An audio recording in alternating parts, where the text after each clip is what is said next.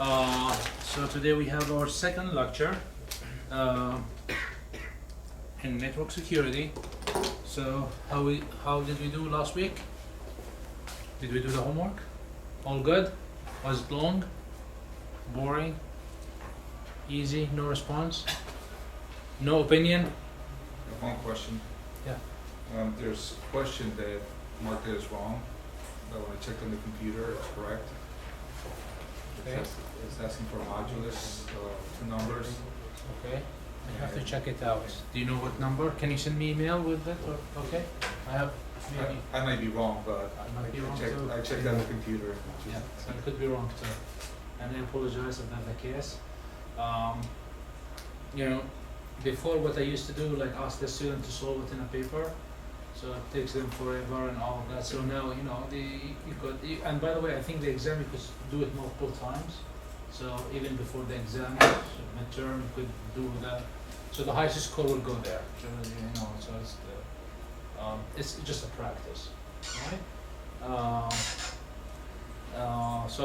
right. So today is a very long lecture. I'm gonna tell you that we're gonna cover 2 chapters. The book is like 18 chapters. I'm committed for that. All right, and we committed for the other material. So I'll cover as much as I can. But you know, it's a very important knowledge that you have to know, and still we are on the basics. So as usual, I mean, when you start learning about a new topic, I mean, you start like airplane, you know, you go slow, smooth, right? And then things go like that, and then, you know, you'll settle, okay, but after a few hours, right? So it's a good time for you to pick up this week and next week to pick up if you did not have time to study, or you're late, or if you have questions. I have office hours, you could send me emails, I'll try to help you out, okay? And if I cannot help you out, I'll seek help to help both of us. So that's how it is knowledge, right? Okay, we have to be modest, and we know what we know, and what we don't know, we learn about, okay? So I assume there's no questions, just a quick reminder for what we have covered last week. So last week we started from the very beginning, right? From like, we started talking about like what is network security, and what are the mechanisms, what are the services that we are looking for. So the most important thing that you have to remember, that KIA or CIA. What is KIA, CIA? Confidentiality, integrity, and availability. That's your goal, okay? For any network security course or cyber security, the word CIA will find it there. It's simple to say, very simple to say, but it takes a lot to achieve. Then after that, we took like a little bit math. We start talking about the groups, right? The group, you know, the Z group, and then we looked about the operation. We don't care about most of the operation, we care about one, which is modulus, right? The modulus, which we will show you today and next time, that we're gonna use it a lot in our programs. One thing that we always have to get, we have to know how to get the additive inverse and the multiplicative inverse. Multiplicative inverse might be a little bit complex, so that's why we introduced you, and maybe you were introduced before this course for Euclidean algorithm, where you could get the multiplicative inverse. And okay, so we spoke a little bit about the modular arithmetic, and simple math and how it's done, because that's what we'll be doing mostly in this course. Okay. So today, we're gonna start in chapter 3, where it talks about like outdated kind of traditional symmetric key ciphers. Outdated, used to during the many years back, used during the World War, before, after. I mean, you might not use it nowadays, but just it will teach you the concept. We're going to talk about the concept as it is. Then in the second part of the lecture, we'll continue a little bit math. We'll talk about groups, fields, okay, and then we'll talk about polynomials, and that will set the bed for the real stuff next week. All right. So shall we fly? Any questions? All right. All right. So I always like to use the whiteboard to explain things, but the problem if I start doing that, I will not be able to cover a lot. So I'll try to mix. You know, the PowerPoints, by the way, are very. I mean, of this book, they are simple, and I think they are very well. And some portions you need the textbook. Did you guys get the textbook, by the way? Yeah. That's one. Oh, congratulations! I'm very happy. All right. Okay. So at least you have the textbooks, right? All right. Okay. All right.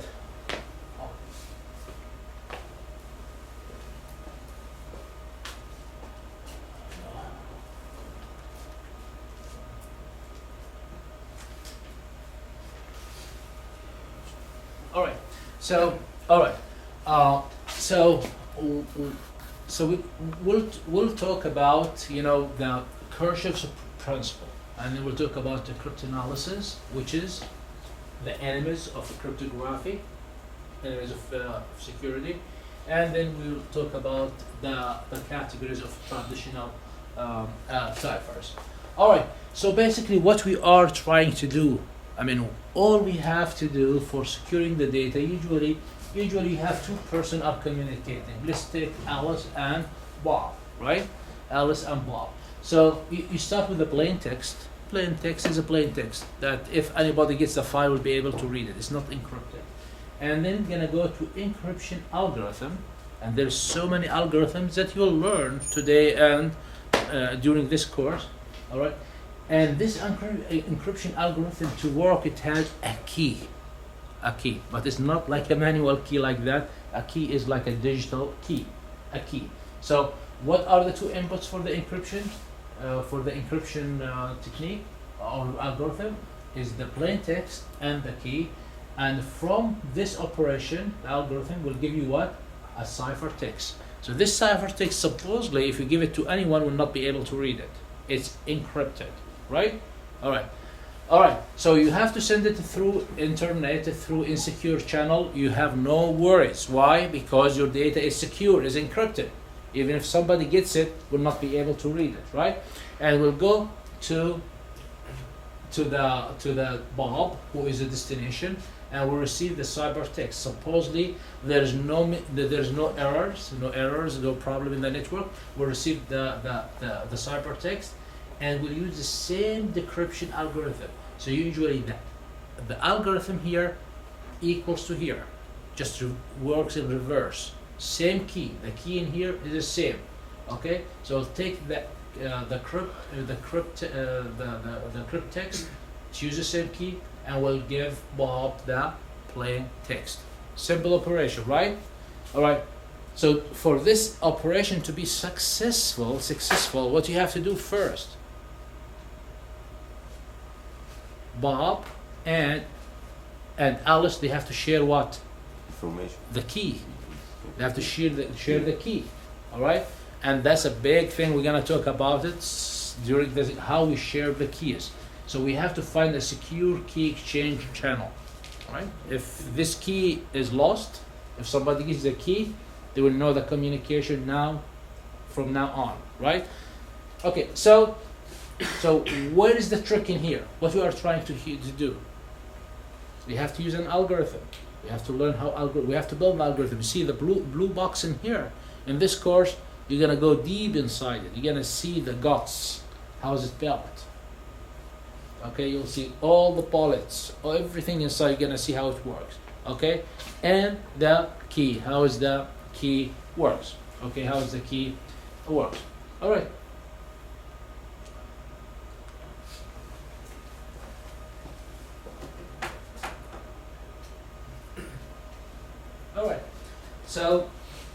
So the simple operation that we are doing always, the simple thing that we are doing. Okay, we start with what?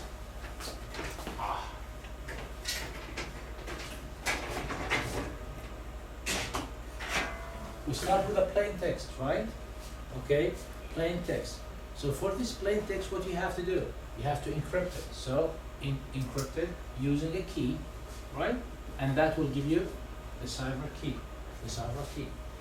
Then at the destination, what you have to do? What you have? You have the cipher key. So you have to decrypt it using the same key, will give you that plain text. All right? So what is the encryption and what's the key is what matters in the whole thing. We don't care about what is P. It could be anything. It could be a text, it could be a video, it could be a binary file, it could be anything. All right. So that's the whole, that's the process that we're trying to do, right?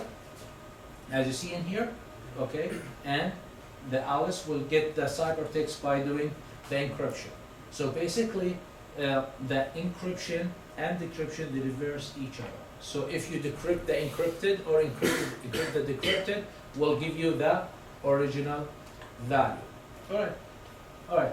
So you lock, you transmit, you unlock with the key.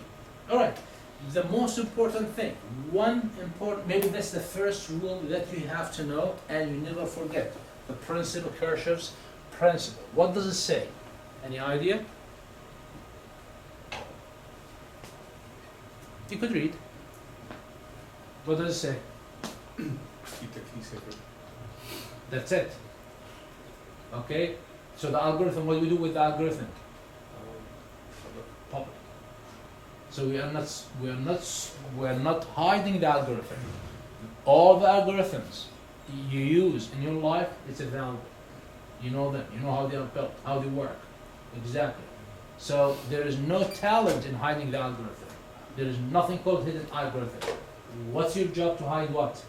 The key. Okay, two things actually. You have to make the key very long, complex, as much as you can, and you have to make it secret. Okay, but the algorithm is a public. So when you talk about DES, you know how DES work. You know the algorithm. Triple DES, you will know how it works. AES, you know how it works, etc., etc., etc. All right. So remember this. Okay, remember this principle very well. All right. So let's talk a little bit about the crypt analysis. What are crypt analysis? Okay, those are the people who try to break your cryptography. Okay, so crypt analysis attacks. Okay, you could define them in 4 categories. Depends on the textbooks you read. I gotta go over them quickly. Okay, ciphertext only, non-plain text, chosen plain text, and chosen ciphertext. We'll give examples very quickly. So let's talk about the first one. The first one says ciphertext only. So we'll go back to our example always that we have Alice, okay, trying to send a message to Bob. All right.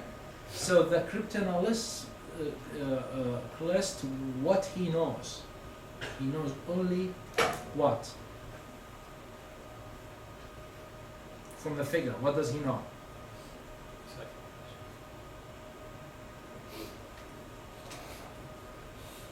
He knows only the ciphertext.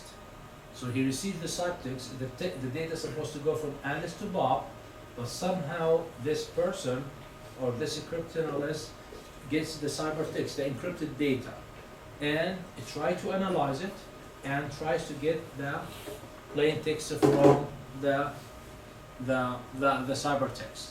So his job is tough. There's not enough information, but it's possible. If you have a weak algorithm, still possible, right? So he has only the encrypted data. From the encrypted data, he will try to get the real data, and that's what we call it, ciphertext only attack.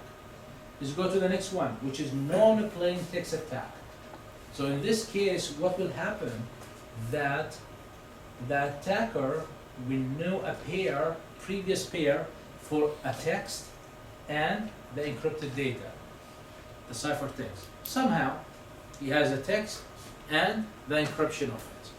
So when he receives a data, encrypted data, we try to use the knowledge from this pair to get the plain text. So this is kind of having more information. The first one has only the encrypted data, does not know the plain text. Now he has more information, has plain text with the encryption. Maybe with certain operations, if he knows what he's doing, he can get the key. If he gets the key or she gets the key, everything will be open after that. We'll be able to read any messages. Number 3, chosen plain text attack, chosen. So what will happen is, there's a pair, if, okay, the if, all right, somehow entice Alice to send a text that it knows the encryption for it, or the ciphertext for it, all right? So if Alice sends the data, and then, the data, and then Eve receives the data, and she has the plain text, try to get from there the key, analyze, okay, the key, or try to find the key. Then you have chosen ciphertext attack. Okay, so data sent from Alice to Bob, right? And the bear, the Eve, for somehow managed to get the bear of that's received by the Bob, and try to launch an attack on the data.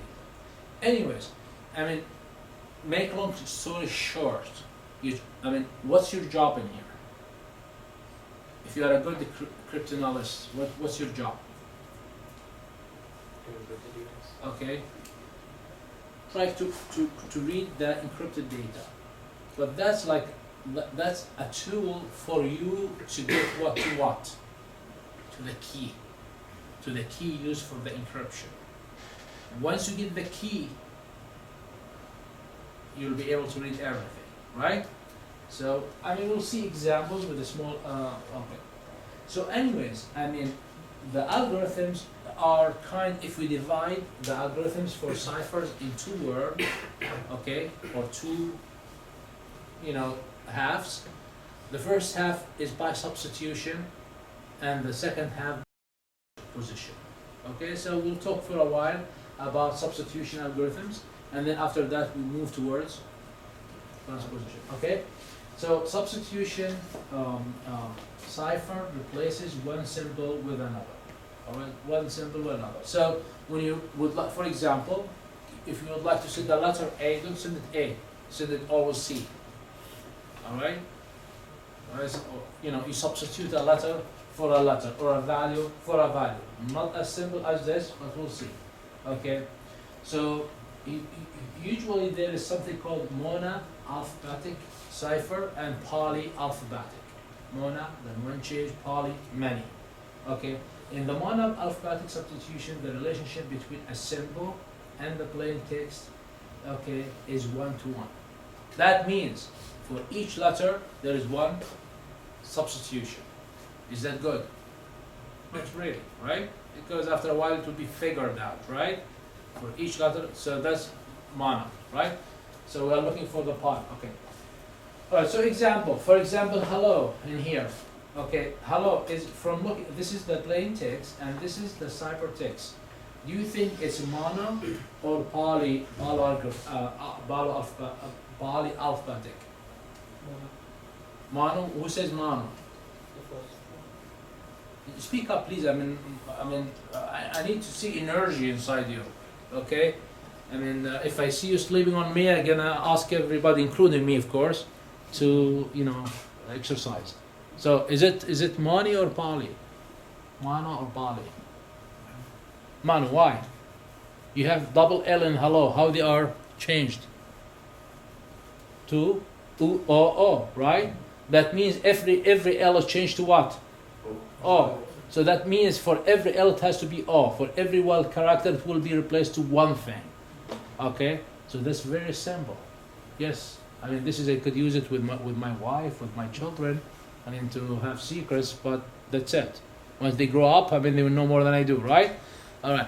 Okay. So look at the other example in here. When hello, it changed. Okay. So the following shows the plain text and corresponding ciphertext. The cipher is not monolithic because the L is encrypted by different characters, but in here it shows the same characters. So something wrong with this example. Anyways, so if we see the double L, okay, the first L gave you a character, and the second L give you another character, then it's what? It's a poly. That means it does not change always to the same value. So the simplest monoalphabetic cipher is the additive cipher. Okay, so look at this example. This is a plain text in Z26. So in Z26, how many characters we have? 26, right? Okay, so for each plain text, okay, so the A, for example, this is, for A, it will be substituted with the capital A, B, capital B, and there's a value from 0 until 25 for each one, okay, 0 to 25. So what we do, a shift, okay, so a shift, for example, if our rule to shift by 5, okay, so if it's A, I don't give it 0, 0, what should I give it? 1, 2, 3, 4, 5, I'll give it what? 0, 5, okay, so I have a shift. Alright? If I'm for example sending F, okay, I don't send it as F. How I send it? 1, 2, 3, 4, 5. I send it as K. Alright? So I shift. I do the shift.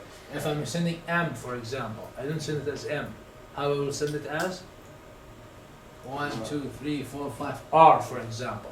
Okay? So this is additive. So for each character, I add 5 or 4 or 3, whatever the rule, and that's what I send. Alright? So as long you and I know the rule, I will be able to read all your messages. But if somebody gets the rule, what will happen? That's the key. That's the algorithm. Okay. So this algorithm, is it keyless or with key? Keyless. There's no key. Or you could consider it with key, which is what you add, a +5. That's your key, right? Depends how you look at it, right? But that's the rule. That's a simple rule, right?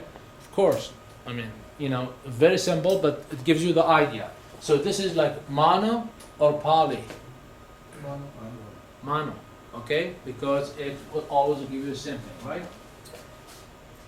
All right, so what's the key in here? Very simple. You have, look in here, you have the plain text, or you have to add to it the K, whatever the K you choose, okay? And then you do modulo 26, you send the data, and when you receive it from the C, you receive what you're gonna do? Subtract. So in encryption, you add, and in the decryption, what you do? Subtract. You subtract, and always like modulo, or modulo, okay? So, so when the cipher is additive, the plain text cipher text and key are integers in 26, right? All right, so we could use the additive in here. In this example, the key is 15, and let's do it for hello. So, okay, that's the hello. You see it in here, HELLO. When you look at the table before, that's the data. So, for example, the H is 07. Just take a look at the table. Where's the H in here? 07, right? All right. That's what we do. And we do it the same thing for the E and the L, for the E and the L, and for the E and the L, okay, and the L and the R. So what is the encryption? Is we add 15, that's the key 15 to the 7, and we do modulo 26, and then we'll give you the ciphertext 22. What is 22? W. You do it for the rest. So instead of sending hello, you're gonna send WTAAD. That's the encryption. So for decryption, what you have to do? You take the 22 in here, what you do with it? Minus or subtract 15, and you do modulo 26. So clear, that's what you did exactly here. So you took the WTAAD, and these are the values, right? And we subtracted the 15 from all of them, modulo 26, and we got the original message.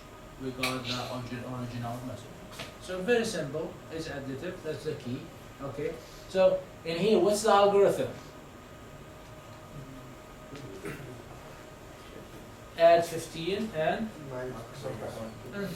no, modulo 6, the modulo, right? And for decryption, what you do? Subtract 15 and do the measure. Simple algorithm. Cannot be any simpler than that, right? So historically, additive ciphers are called shift ciphers. Okay, one of them is Julius Caesar used an additive cipher to communicate with his officers.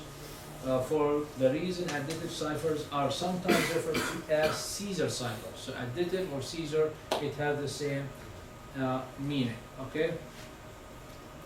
So let's take a look. Maybe we have example for it. Yeah. So in here, what we have, for example, this is the cipher text in here. Okay. So Eve has intercepted the following ciphertext. That's the ciphertext in here. Show how she can use brute force. And you know the term brute force, what does it mean? Right? Anybody can explain it for me? Brute force? Keep it trying until you're bored, right? Until you get it, right? Brute force, okay? It's like using your muscles, okay? So you keep it trying, right? So now, I mean, you know that if you are using Caesar, what is Caesar? Is an additive. What does it mean, additive? That for each character, either you are adding 1 or 2 or 3 or 4 or 5 or 6 or 7, okay? So if you have 26 characters, okay, what you should do? For brute force, you try everything, right? So you start by assuming that the key is 1. You try it, then 2, then 3, then 4, then 5. And because the domain is so small, it's not a lot of job. It's not a lot of work. Simple code will do it for you. Simple code will do it for you. Okay? So this guy, what he did, tried the key 1, right? Did the shift, still garbled.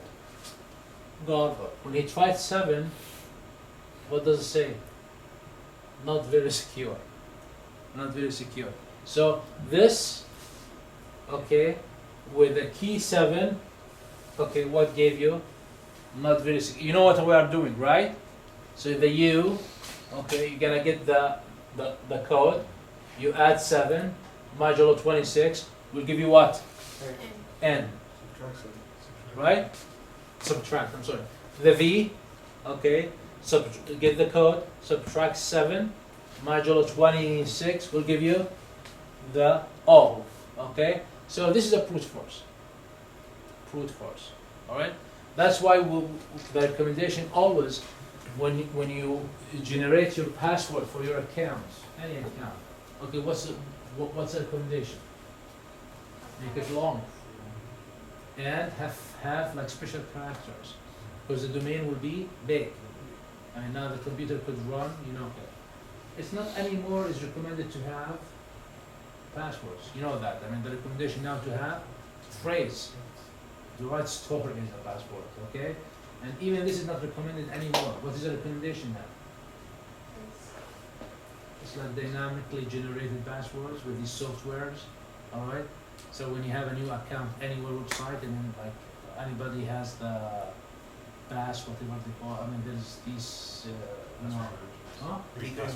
Yes, password managers. Okay, so they will generate it for you automatically, and you need to go back. It will remember it for you, and that's what is the recommendation now. So at least you understand now. You know, if you don't have a complex passwords, brute force could get it, right? I mean, you know, I mean myself, I had long time ago password, which I had for all my accounts. Okay, for the dummy accounts. Okay, like, you know, I mean, like I have like those subscriptions and all of that. I don't know, I gotta remember all of these passwords.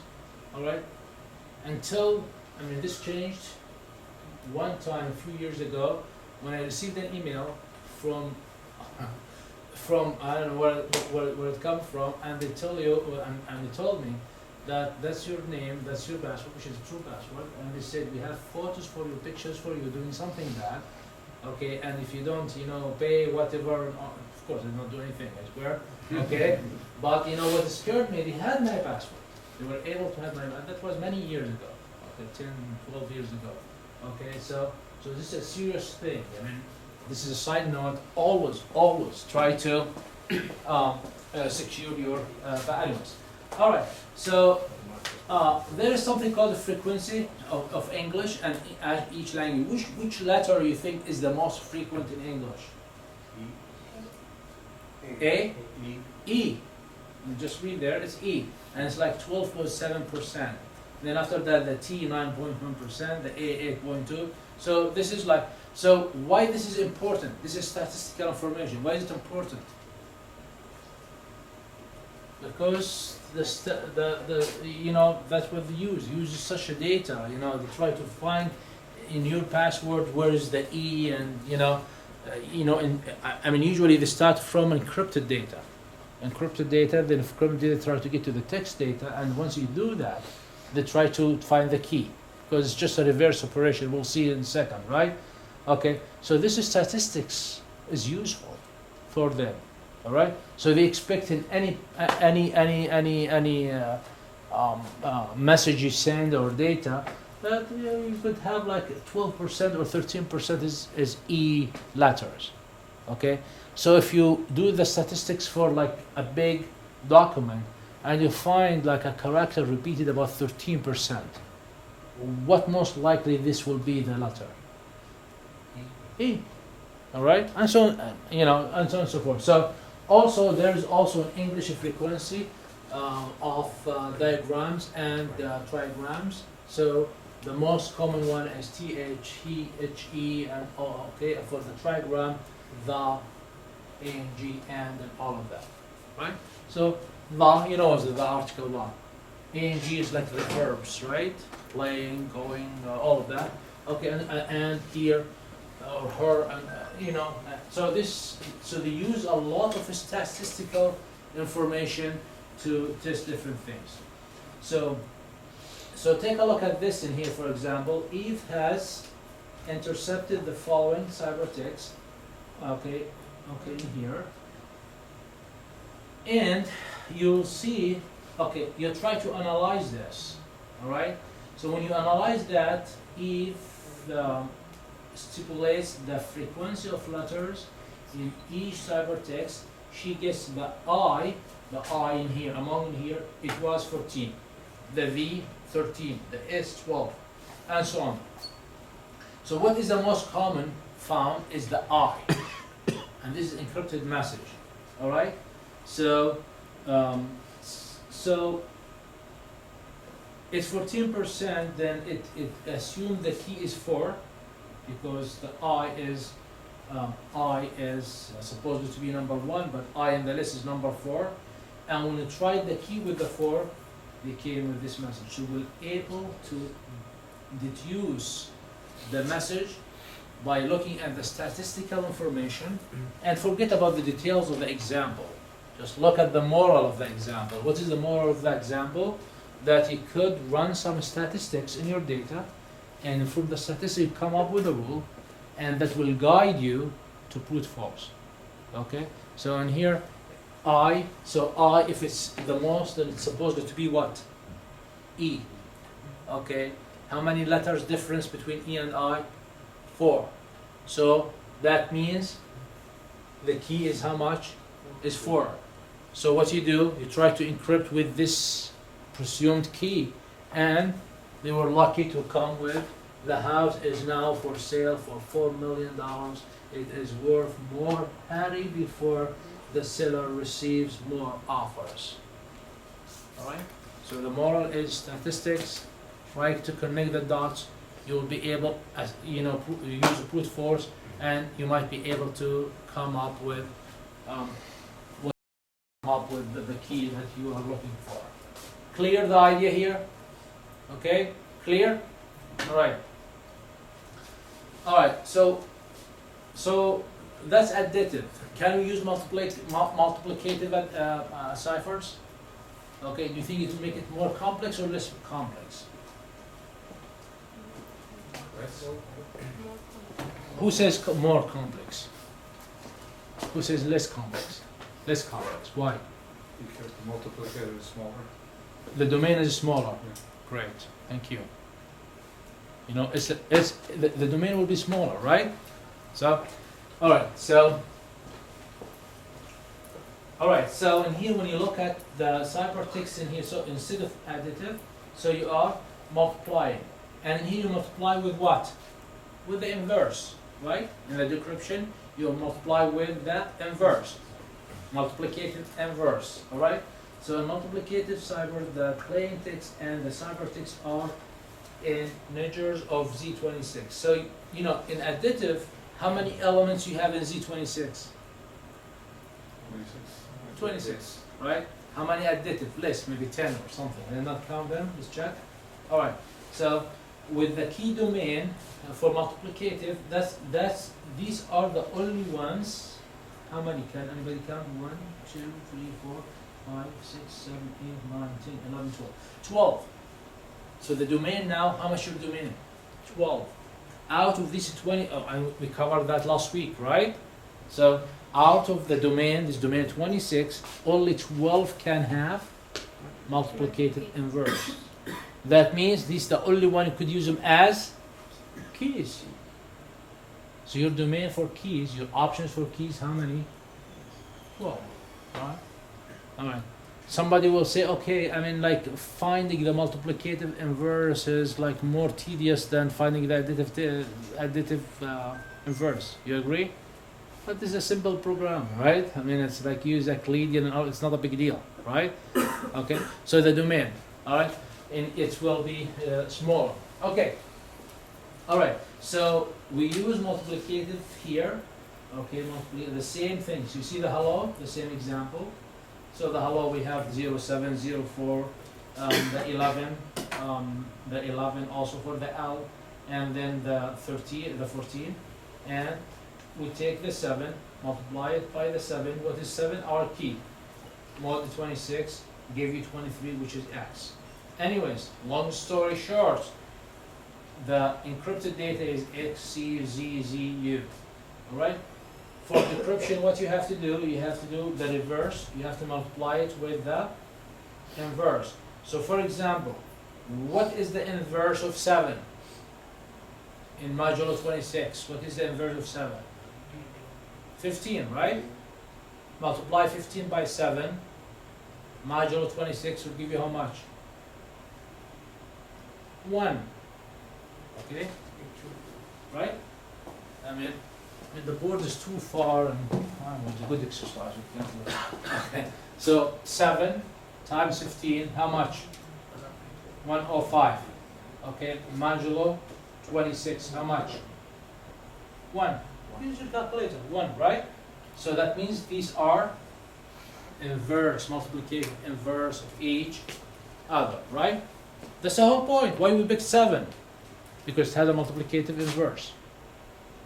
People go, I mean, if you are lost, stop me. Don't let me go.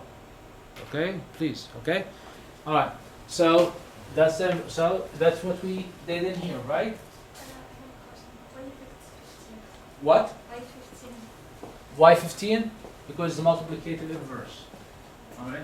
And I know you did not. You came late last lecture. Okay. I have a good memory. So to explain now what is multiplicative inverse is going to take me half an hour. Come to my office after that. Explain for you fully, from A to Z. Okay. But basically is okay. What is multiplicative in short words? Multiplicative inverse is if you multiply. You know, we usually work with mod, right? 26, right? So 7 mod 6, okay? What is a number if you multiply it with it? Okay, the result will be 1. 15. And from domain 0 to what? 25. So 7 is a multiplicative inverse of 15. Why? Because if you multiply them together and we take the modulo of 26 will give you 1. Okay, so they are multiplicative inverses. All right. Okay. And to go to the additive inverse, okay, is what give you 0.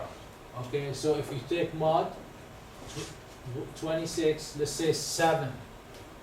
Okay, what is the multiplicative? What is the additive inverse for 7 modulo 26? The question is for you. What is the number you add to 7? You do modulo 26, will give you 0. So something you added to 7 will give you 26. 19. Okay, 19 plus 7, 26. Alright, modulo will give you 0. Alright, so that's the inverses. Anyways. Still, if you have an issue, come to my office, I'll explain it for you. Okay? Alright.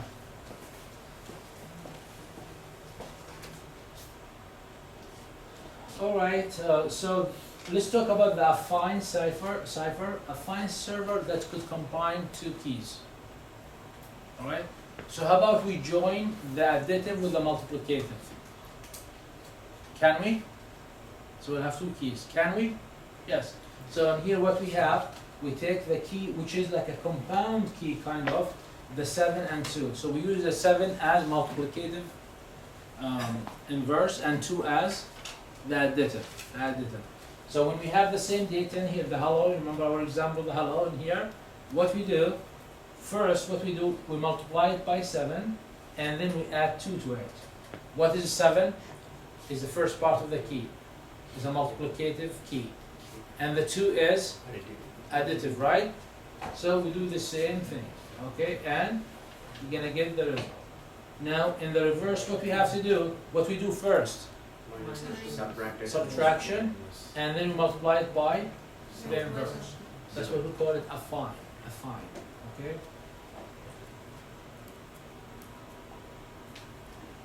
Alright, so additive multiplication and affine ciphers have a small key domain. They are very vulnerable to brute force. They're a small domain. In the additive we have like 26 in our example, and additive has 12, so it's like a small domain. So its better solution is to create a mapping between the plain text, okay, and the ciphertext. Okay. So in here, for example, if you look in here, this is kind of a random mapping.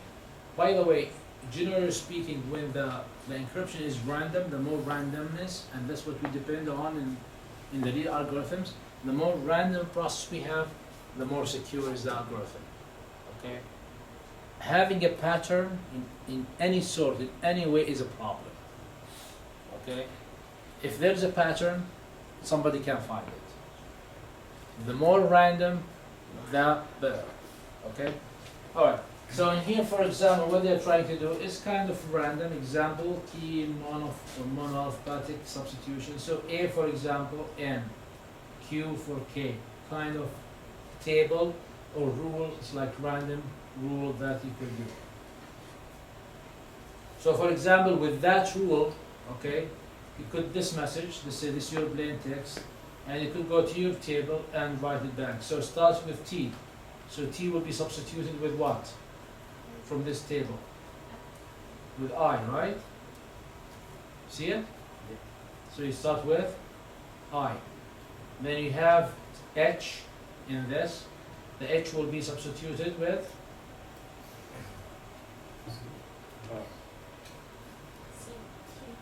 C, right? And so on and so forth. So kind of like, that's your algorithm. The algorithm is there is a table. This letter is substituted without a pattern, without like +4, okay, that could be. It's completely random, completely random. This is better than now find the additive, the multiplicative, except the domain is small.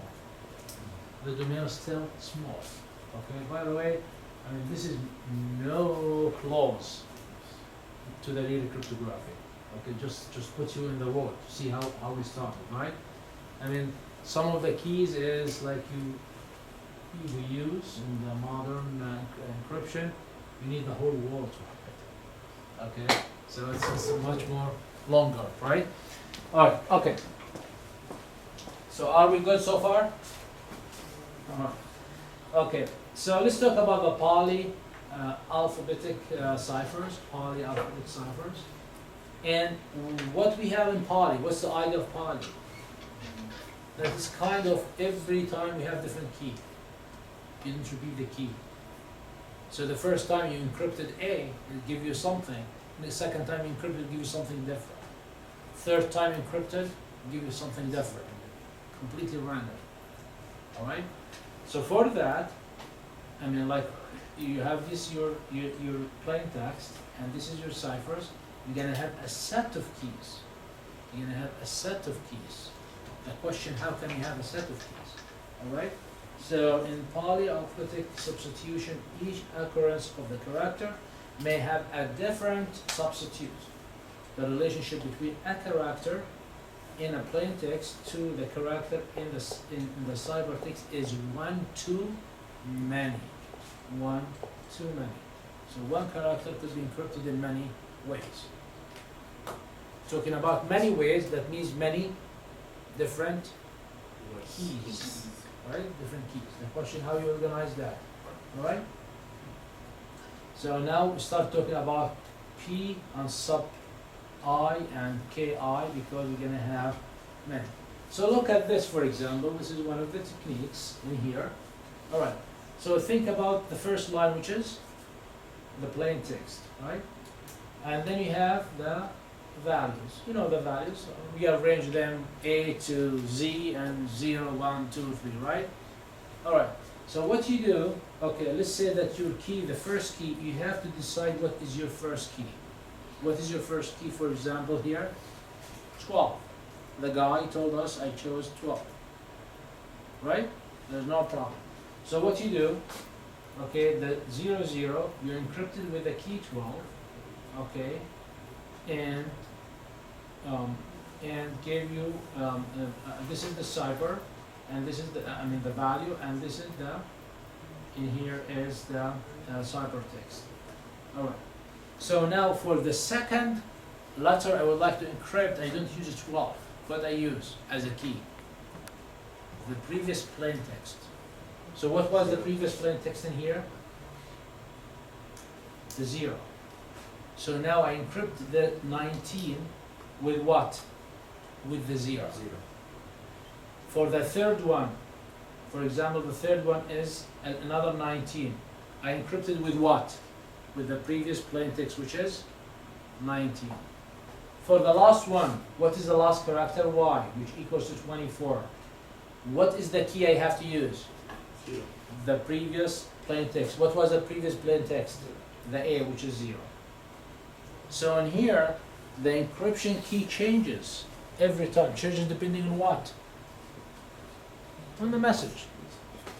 On the plain text, right? So I have to choose the first key, and then every other key is derived from the message. Make sense? Is it more random? Is it more random? It's more random, right? Are we good? Are we in the good track or in the bad track? I think we are in good train, right? Okay. Clear so far? Yep. All right. So there is something called Playfair, another technique called Playfair. Okay, in here Playfair, you put everything in one box. Okay. So how many rows you have? 5, right? How many columns you have? How many? 5. So 5 times 5. How many characters we have? 26. So we put I and J in this box. Okay? Put I and J in this box. So what the rule says? Okay? It says the repeated letters in the same chunk are usually separated by X. Anyways. So for example, we have hello. Okay, we have hello. Is there repeated letters? Yes, LLL. So what we separate them with? X. So what we have now, how many characters we're gonna have? 6. The first one is HE here. The second one LX. The second one LO. The third one LO. So when you go to H, where is H? Okay, the H. Okay, and the E. So the rule is you take the next letter in the table. So what's the next letter for H in the table? E. That's why we put E in here. For the E, what is the next letter in E? C. We put C in here. So if they are in the same line, you take the next. Simple rule, right? You could make the rules you want, right? Let's take a look at LX. Where is LX? Okay. So LX, what is the next to L in the same column? Because that's the L and that's the X, right? So you're gonna take the next to the L. What's the next to the L? Q. What is the next to X? Z or Z. Alright? So let's take to the LO. LO, they are not in the same line, they're not in the same row or the same column. Okay, so what we do, so first of all, what is LO? That is the L, okay, and that is the O, right? So, L, right? Let's see, can I see? Yes. L and O. So you take that intersection. So LO, the intersection with B in here, right? And it intersects with X. So you take the column, the row intersection and the second one. So it will be B, X. So what the message is? So if the two letters are in the same column, we take the next Next. Okay, but in here you take the intersection. Where the intersect? For the first one, I will take the next interval. For the second In the row. one, I take the So next E, interval. that's, so we have HE. What's the next to the H? E. You take to the right. That's the rule. And E, what's the next to it? C. You took QZ. Where's the Q? What's the next to LX? I'm sorry. What's the next to L? Yeah. Q. What's the next to X? Z. Yeah, I mean like because like H, E are in the same row, so we take the next one in the same row. In the same row, of course. And L, X, they are in the same column, so we Take the intersection. So for example, LO, LO, they intersect where? At the B and the X. B and X. But it can be X and B also. Right? What? Why only BX, why not XB? So is there something priority on horizontal and vertical thing? The rule, the rule is, I mean, you start with, I think with the upper line and then start from top and down. Alright? Just read the, I put a link for you in the description for the whole explanation. What about if we choose LA? What? LA. LA, LA instead the LO. if you have LA for example, Yeah. okay, so what's the next for L? G. What is the next for A? And L. L? Yeah. Don't take it, rerun, yes. Okay. Yep. And anyways, I mean, the algorithm has details, description, right? Description, okay? So I posted the link for it. Okay, just follow it, right? There's exceptions, things, but this is, by the way, use the thing in the word war. This second, this kind of encryption. Or I think John Kennedy used it. Forgot one of them. So it's not a long time, it was used. I mean, it's okay, very simple, but it was used, right?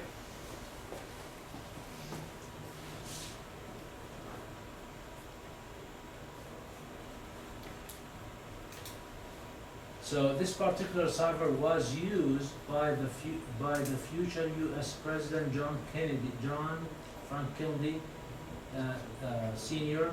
He sent a message about a boat going down. It could be. So that's why. Anyways.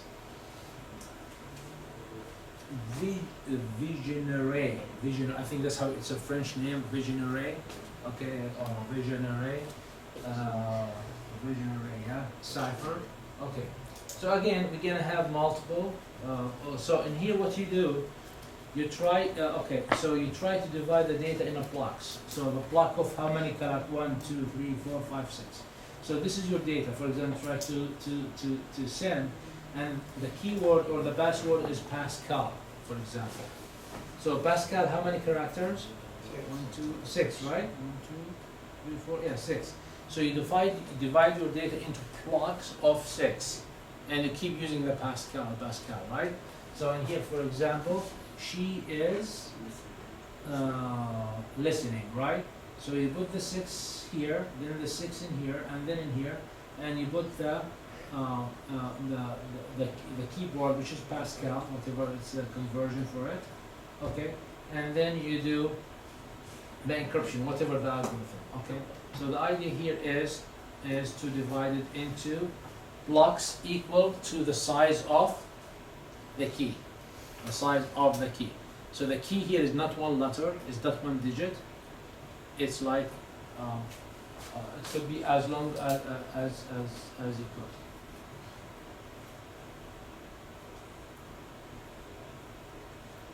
So if you draw it, it will be like this. So for example, in here, for example, the first, using the first side as the first cal in Pascal, for example, it will be used for the first block, the second block, and the third block.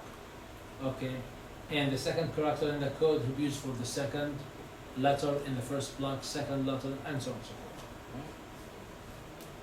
Alright. So you could create a table. We can see that the additive cipher is a special case of okay. So this is the additive. So you could create a table, for example. Okay, table, and I cannot make it bigger. Can you see it here? Yes. Okay. So you could create a table, for example, as if you have, for example, A, and was encrypted with A. That's if you have, for example, Z and was encrypted with the Z, okay, it will give you the results in here. So, and that would be very easy to program if you're gonna write a program. Okay, okay, just for the.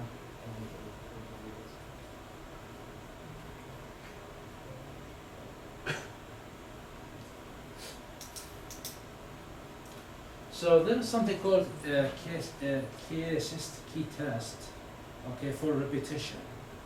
For the repetition of the, so you have a text like that, right? This is supposedly like you code, this is like encrypted data, right? So the first thing you do is statistical like analysis, right? So for statistical analysis in here, you'll find, for example, the three-letter JSU was repeated, the first index was 68, and the second index, the second time happened, maybe it's in here, JSU, you see it in here, the JSU, this is second time. The first time you'll see it somewhere here. So the index was 68 and 168. What are the difference? 100.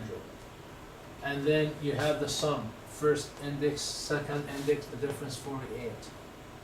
The VWV, first index, second index, and in here is the difference, and so on and so forth. If you take these four numbers and you calculate the greatest common divisor, we learned about that time, it will be 4. So that will give you indication that your key, the difference in your key additive is 4. Alright? So you try that. If you take these numbers, you calculate the multiplicative additive, okay? And as you see in here, so it's like, and you try with m equals 4, okay? So that means like the encryption is like every fourth letter, right? So you arrange it this way in a table, for example, in here. So for example, so remember, what are the first four letters in here? L, I, O, M. So you put the L in here, the I in here, the O in here, the M in here, right? You go to the second set, which is W, G, F, E. So you hit the W is in here, the G is in here, the F is in here, the E is in, and so on and so forth, right? And then you do the decryption, okay? And if you read the message, Julius, okay? Read the message, Julius, and you go like this, you go, Julius Caesar, just follow Caesar, used a crypto system in his work, okay, and so on and so forth. If you start reading vertically like this, you're gonna come with this message, right? Julius Caesar, yeah, read it. Julius Caesar used a crypto system until the end of the message. So again, how did we come to this point? By analyzing the the message, okay, okay, and try to look at the repeated patterns, calculating the greatest common divisor, which was 4. That gives you a hint. That means that you have a lead of 4. You arranged your data, and then you do the decryption with m equals 4, and you came up with the message. All right? 5 more minutes, I'll give you a break, but let me finish this, okay? Also, you could, the health cipher, for example, in here in the health cipher, the matrix, and you arrange everything in matrix. So, for example, the plain text plus plain text 2 with the key 2. So, if let's say example, look in here the example. For example, in here you have this your plain text. So you divide them into blocks of 4 characters. 4 characters, right? Okay. And you have a key which is 4 by 4. You multiply them together, will give you the sign. Now, if I would like to calculate the cipher, what should I multiply it with? The inverse of the key. So if I take the cipher, multiply it with the inverse, is it easy to calculate the inverse matrix? Yes, right? We learned about that last time. So if I use a matrix as a key, 4 by 4 or 5 by 5 or 6 by 6 or a matrix. Okay, keys, I chose them as a key, right? Okay, is it easy for me to calculate the inverse matrix? Yes. So if I take this matrix and multiply it with the plain text, what I will have? Cybertext. If I have the cybertext, how can I get the plain text? Multiply it with the inverse of the key. That's it. Simple. Simple, right? If I'm able to the problem is, where's the problem? I mean, when you talk about calculating the inverse, matrix inverse for 4 by 4, 100 by 100 is easy. But what if the data is like 1000 by 1000? How long it takes you to calculate the inverse matrix for such big matrix? That's a different issue. We'll talk about it later, right? Okay, it's like power, I mean, the issue, okay, we'll learn about that later, but let me entertain you. Any algorithm that we have right now, okay, you can break. There's no algorithm you cannot break. Okay, where is the problem? Time. So, if you need to break, for example, this, you need like 65 years. I mean, if you have a computer ready and the supercomputer is ready or whatever and running, I mean, because the algorithm is known, all you have to try the key, right? The keys. So, but it's gonna take many years. Some of the algorithms you're gonna need like 500 years to break it. So if you started right now in 500 years, but at that time none of us would be existing, right? So that's the whole thing. The whole thing is the algorithm is available. The idea is available. The possible keys are available. I mean, you could guess them, right? I mean, but the problem is going to take a time. So let's say that we sleep today, we wake tomorrow, that everybody has the quantum computer. What will happen?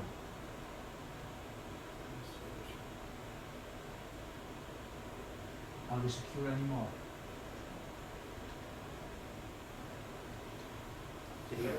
Huh? Depends. Depends. Depends. We don't know. Okay? We hear about quantum computer, no? It depends. But if the dream is true, that it will be like a zillion times faster than, or like beta times faster, I don't know, okay? But that's the whole idea. The talent is in the power computation, right? All right. So you have the plain text in here. Okay, this is the C. You form them. So in a matrix, this is that's your key. If you multiply the cipher with the inverse of the plain text, you're gonna get the key. Anyways, the idea is okay. There is something we used also called as Rotor cipher. Okay, and this is by the way, it's used by the Germans in the World War II. Okay, so basically is like I mean the key keep changing. So you rotate first, rotate second, and then the key is different, and every time you rotate there is a different key. Anyways, I got you some notes about it, and that's the Enigma machine. The Enigma machine is basically, that's what he used also in the World War, okay, 1930, and used after that. So basically, it has like LAN boards, and has rotors like what we saw before, and keyboard and plug board. So every morning you will get a different like combination for the rotors, all right? And whenever you press the keyboard, they are wired internally in a way, a complex way that, you know, depends on the rotor values, will give you different value. Okay, so if you try to encrypt, for example, the key, okay, depends on the rotors, will give you different value for what? The encryption. Okay, and that will depend on what? The preset value for the rotors. So basically, when we use that, I mean, like the higher command person, whatever, they send the code. I need to set the rotors this way, and then it will encrypt it. It's wired from inside in a certain way that will do that. Anyways, you could read about it. I gave you a link. Maybe it's not available in the textbook, but you could read about it. Quickly before we break, transposition cipher. So all we were talking about, what we call it, what we were doing. What we were doing. Somebody shoot me. Huh?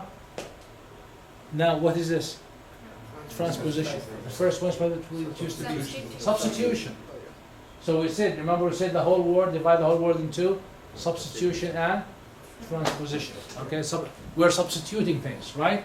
So we could have it keyless, without keys, or keyed substitution. Okay. So basically, what's substitution? For example, if you need to send, for example, meet me. So what you do, transposition. So you don't send the message like as it is. So you send it, for example, one after one. So me in here. So meet me. This is the message, right? But when I write it in two rows, when I put MEMATCA and then the K, and then I have the second and the fourth in the second. So we send it. So what I did in here, I transpose. I moved the letters. Did I do any substitution? No. Not the same letters. But what I did, transpose, rearrange them, change the location. All right, all right. When we come to the this, 3 this, and all, we're gonna use both. We're gonna do transposition and substitution. This just give you, sets you up for the theory. What else you could do? What you can do? Okay, transposition, right? All right, all right. So in here, for example, you could agree that you solve. Okay, meet me. So meet me at the whatever you put it. Then when you send it like column by column. Okay, column by column. So in here, what you did? The transposition. You did not do substitution. All right. So in here, the cybernetic, okay. So basically we're trying to do permutation, kind of permutation, right? In here, for example, 0001, 02 goes to 05 and so on and so forth. Okay. These are keyless. You are changing things without a key. Do you have a key? Did we have a key, any key? We just rearrange them. Okay, instead of sending them row by row, send them by column, or letter after letter, and combine them. Okay, there's no key. Also, you could have it with keys. You could have the keys. But for keys, usually what you do, you divide the data into blocks, and then you play with it. Okay. So for example, in here, so Alice needs to send a message, which that's the message. Enemy attacks tonight. Okay. So you arrange it in a block. Each block has how many letters? 1, 2, 3, 4, 5. 5 plus 5 plus 5 plus the remaining, right? Okay. And the key, what is the key? It says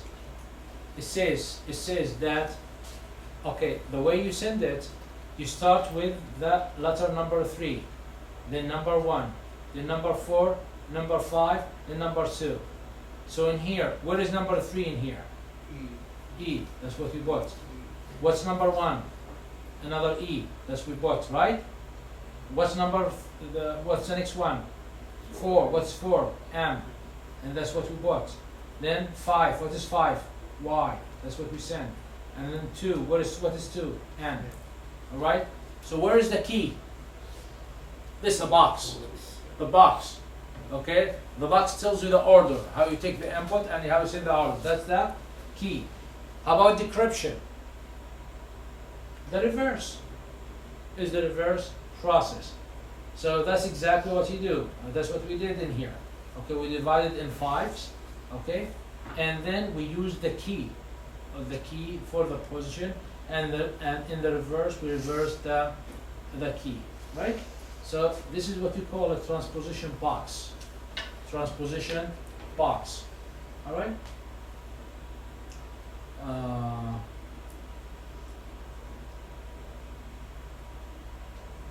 So finally, before we break, okay, you'll see.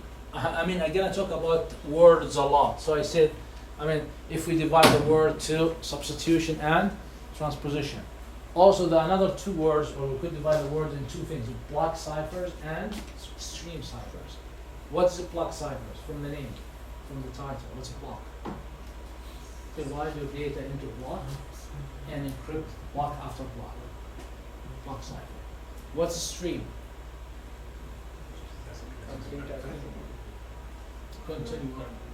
Continual, like letter by letter.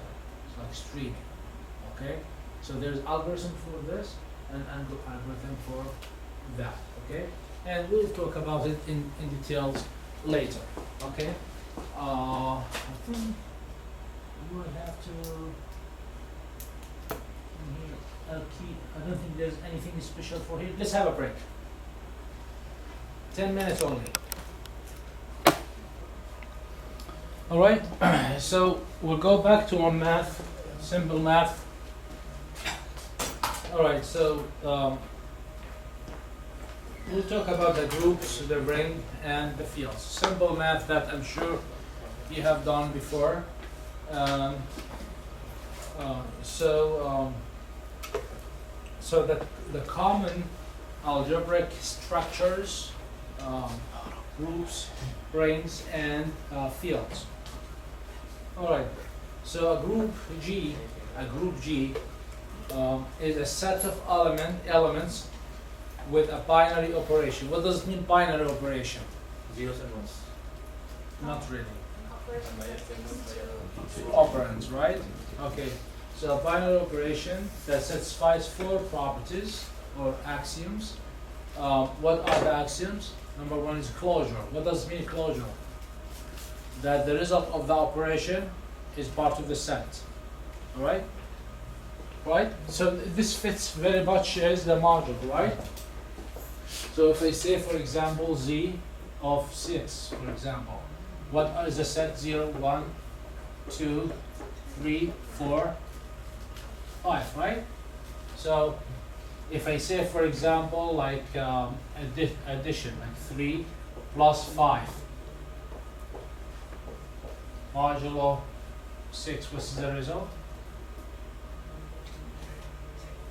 2, right? Okay, it's 2 part of here.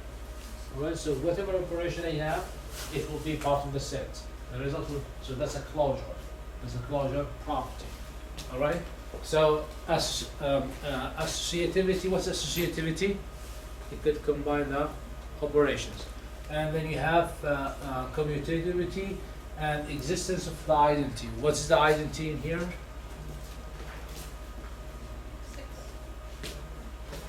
0. Anything, you add to 0, it will be the same thing, right? And existence of inverse, right? So everything has an inverse. So what's the inverse of 2? 4 maybe, right? 2 plus 4, 6. Okay, so if you do the modulo 6 will give you what? The identity. Okay, so a thing, operation, binary operation between element and its inverse would give you the identity element. The identity element, right? Alright. So these are how many? 1, 2, 3, 4, 5. 5 has to be, so to be a group, it has to satisfy the 5 conditions. So let's take example here. So let's say that we have a set.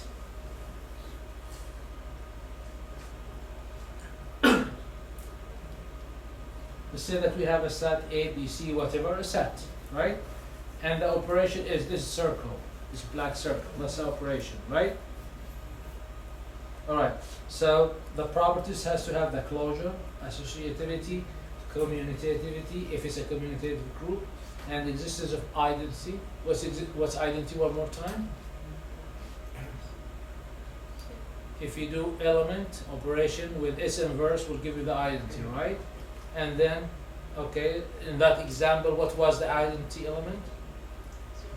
0, right? Alright, and what's the operator in our example in the board? What's the circle? Addition, right? And what's the set?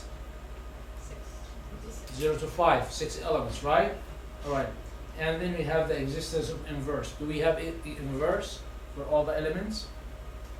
Yes. Yes, we do, right? Okay, so the inverse, right? Okay. So although a group involves a single operation, the properties imposed on the operation allow the use of a pair of operations as long as they are inverse of each other. Alright? As long as inverse of each other. I'm not sure if we have example in here. So let's take a look at this example in here. The group G is for a group, and Zn is a group of n elements. Okay? This will range from 0 to n minus 1 to n minus 1. And what's the operation? Addition, which is the one like in the board, right? Okay, so the one in the board, what's the value of n? 6, right? Alright. Alright, so, alright, take a look at this example. In here, we have Zn for the inverse, okay, not the additive, okay, multiplicative inverse. So what is the group G, and what's the group we're working on is Zn asterisk, and it's multiplicative, right? Alright. Take another example in here. Let's say the group has elements G, which has A, B, C, D. So how many elements we have? 4, A, B, C, D. What is the operation?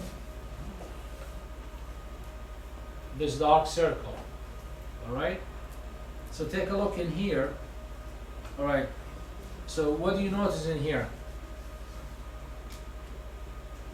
That A operation here, A operation with A will give you A, alright?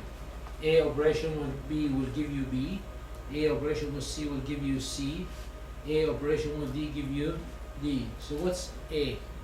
1. It's the identity, right? Alright? So if you do any operation with any other element, it will give itself, right? Okay? And, you know, the rules, in here the rules, the rest of the rules, right? Is it that multiplication or it's any operator? It's a dummy operator, we don't know what it is. Okay? Whatever. I mean, that's the rules. It's operator. It's not multiplication, it's not addition, it's operator. Okay? Rules. Okay?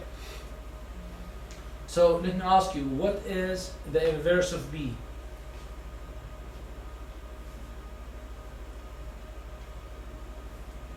What is the inverse of B? B. C? Huh? C? Why? Intersects with B and B. B. What is the inverse of B? Is C or D?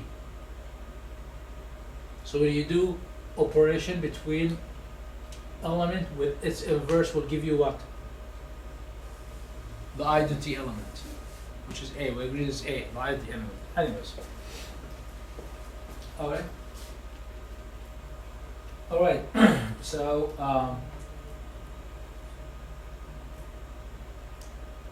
so in here we have a permutation, for example. Okay. So we have a set, for example, in here. Okay. So this box, transposition box, and it has a key 312. Can you see it? 312. That means 312. That means what? The first element in here comes from where? From 3. The second element in here comes from where? 1. From 1. And here comes from where? 2. That's 2. And we have another box in here. Okay? So it's 1, 3, 2. That means the element in here comes from where? 1. From 1. In here comes? 3. Comes from 3. And in here comes from 2. Alright? A certain operation in here, whatever the operation, the result will give you what? 3, 2, 1. Okay? 3, 2, 1. I mean, if you do this and then you do this, it will give you 1. So 3. This one will come from 3. This will come from 2. And this will come from 1. Okay? So if you do this with this, that's the result in here. Okay? So this is a composition of permutation. Okay? Right? So this is a group. Also a group. Because the result of the operation is a permutation which is part of the group. Alright? This is a group. Alright? Closure. There is a closure. Okay, operation table for permutations. Okay, so this is what we were talking about. I wish I'm taller than this. Okay. Alright, so this is like permutations. What do you notice? That the set for the results always part of the options, and you'll see in here the identity element. What's the identity element for this operation? 1, 2, 3. So what does it mean 1, 2, 3? When you have a permutation box 1, 2, 3, what does it mean? Change. Nothing. Nothing. The same. Nothing changed. So it's the identity, right? So if you have some change, we do it with the identity. That means what change will be effective? The first one. Identity does not do anything, right? So you understand the concept. We don't have to work with addition and multiplication, subtraction, the things that we learn from elementary school. The operation could be much more complex. Could be like a permutation like this.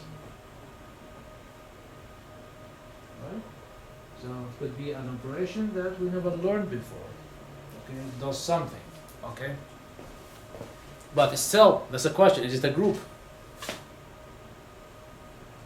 We have to do the tests, 5 conditions, right? Okay?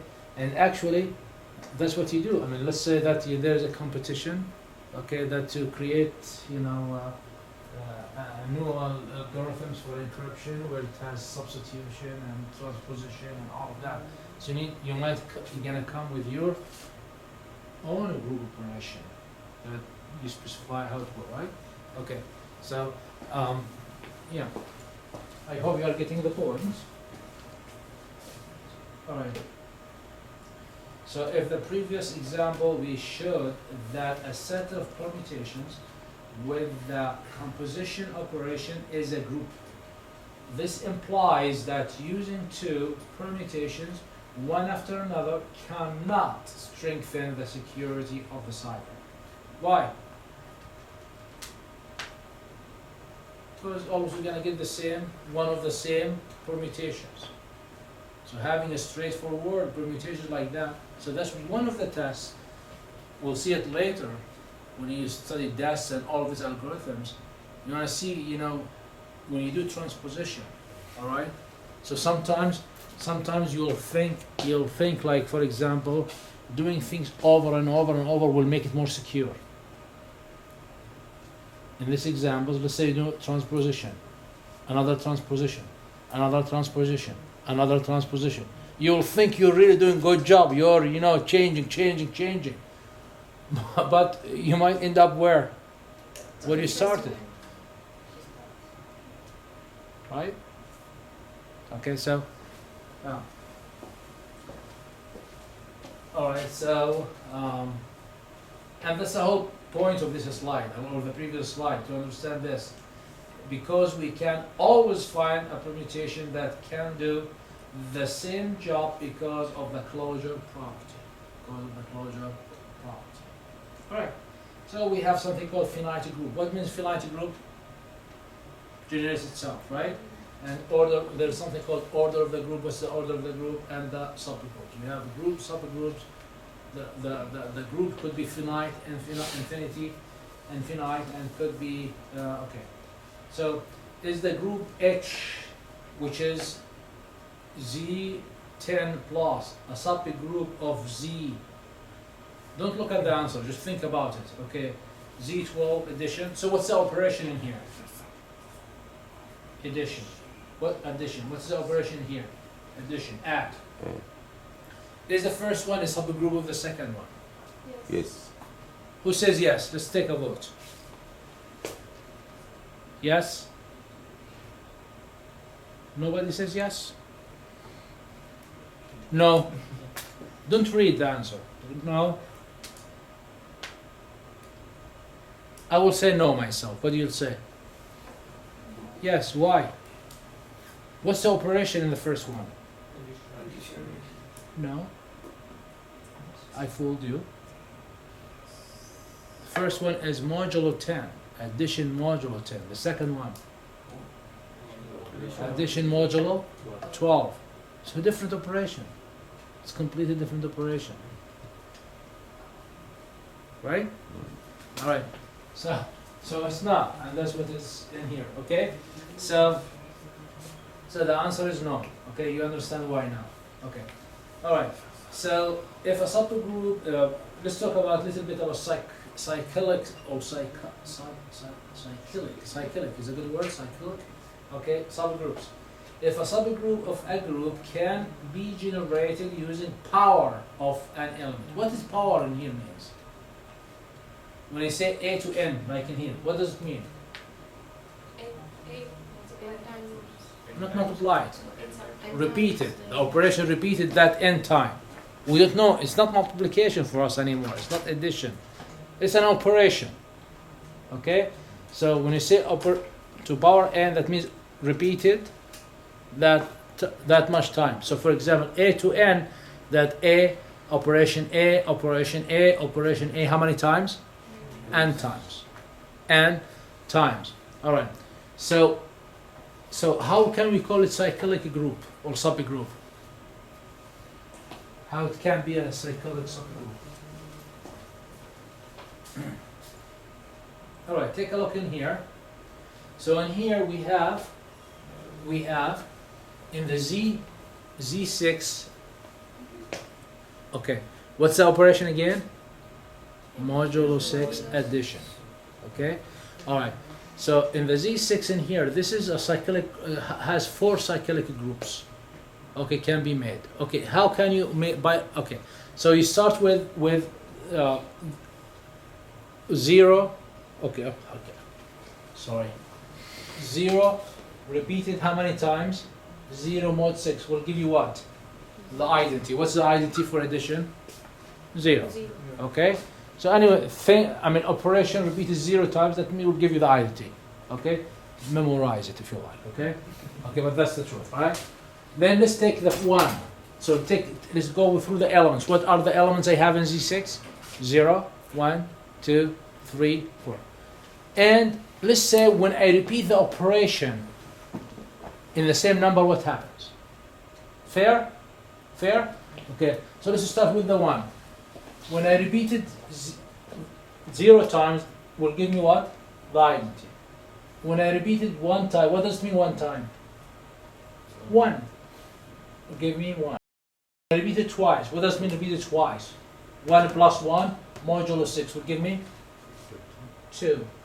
Repeat it 3 times. What does it mean 3 times? 1 plus 1 plus 1, modulo 6 will give me 3.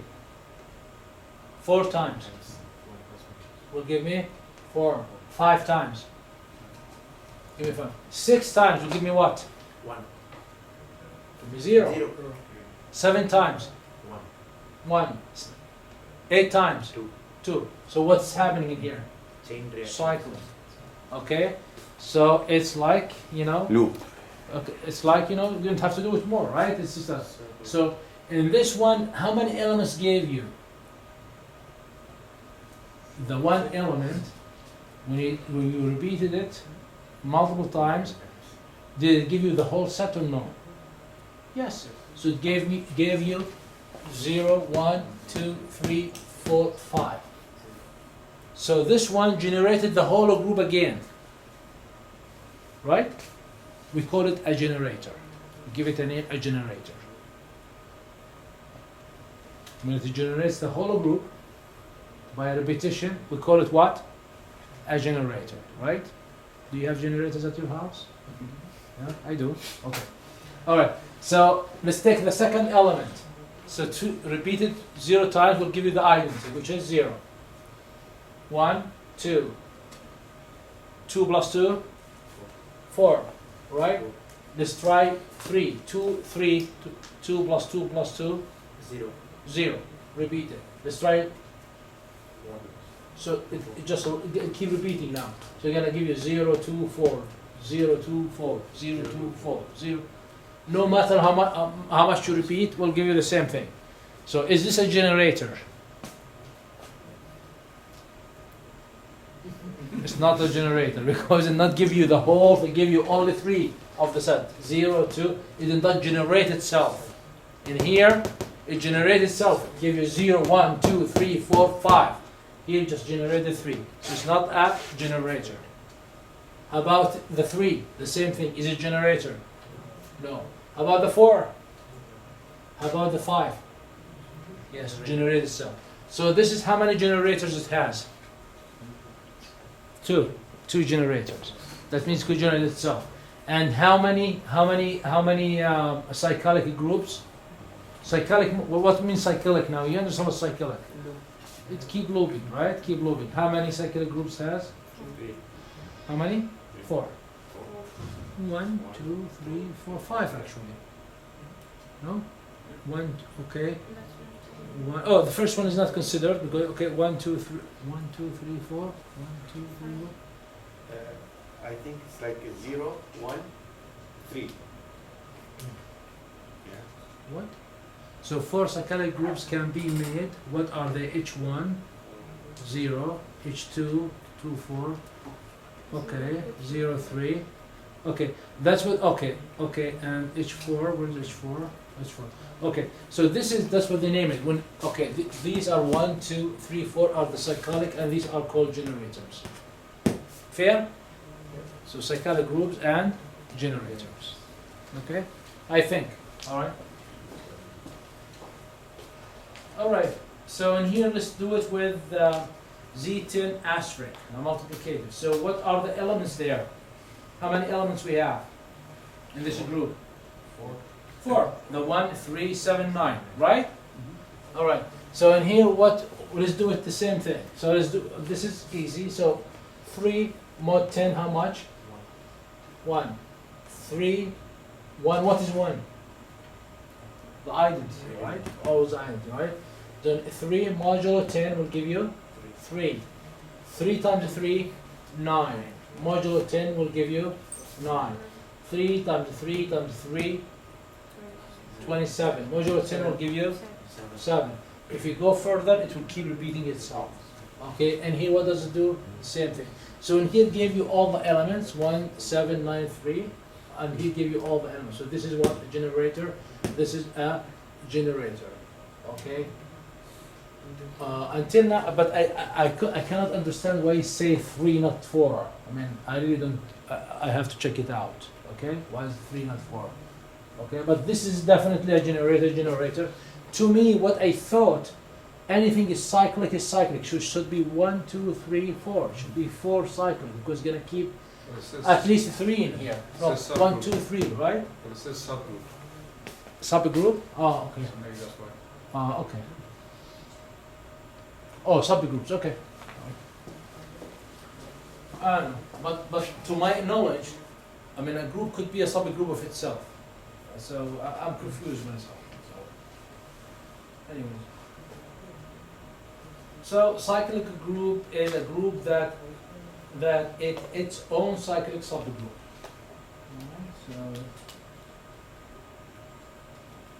So three cyclic subgroups can be made from the group G. Okay. G has only 4 elements, 1, 2, 3, 9, and the cyclic subgroups are H1, give you 1, H2, 1, 9, and H, give you the whole group, the whole G. So in here, the group G, modulo 10 multiplicative, is a cyclic group with 2 generators. And the first one also has 2 generators.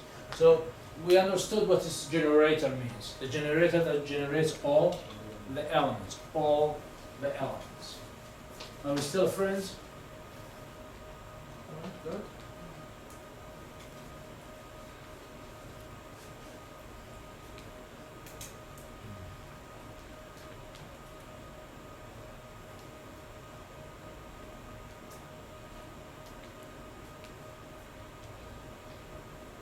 So Lagrange theorem, what does it say? So it says assume that you have G is a group. G is a group. And H is a subgroup of G. So you have G and you have a subgroup of G. Okay, if the order of G and H, the order means the size, the number of elements, respectively, based so it has to be the order of H, which is a subgroup, divides the order of G. It has to divide the order of G. Let's try it. I did not try it. So in here, what's the order of the G? How many elements it has? 4. So yeah, 4, 1 divides 4, 4 divides 4, 4 divides 4, 2 divides 4. Right? So the order is the number of elements, right? Divides 4. Okay, let's try the previous one. I did not try it before. Here. So the order in here, how many elements? 6. Alright. So 6 divides 6, 3 divides 6, 2 divides 6, 3 divides 6, and 6 divides 6. Right?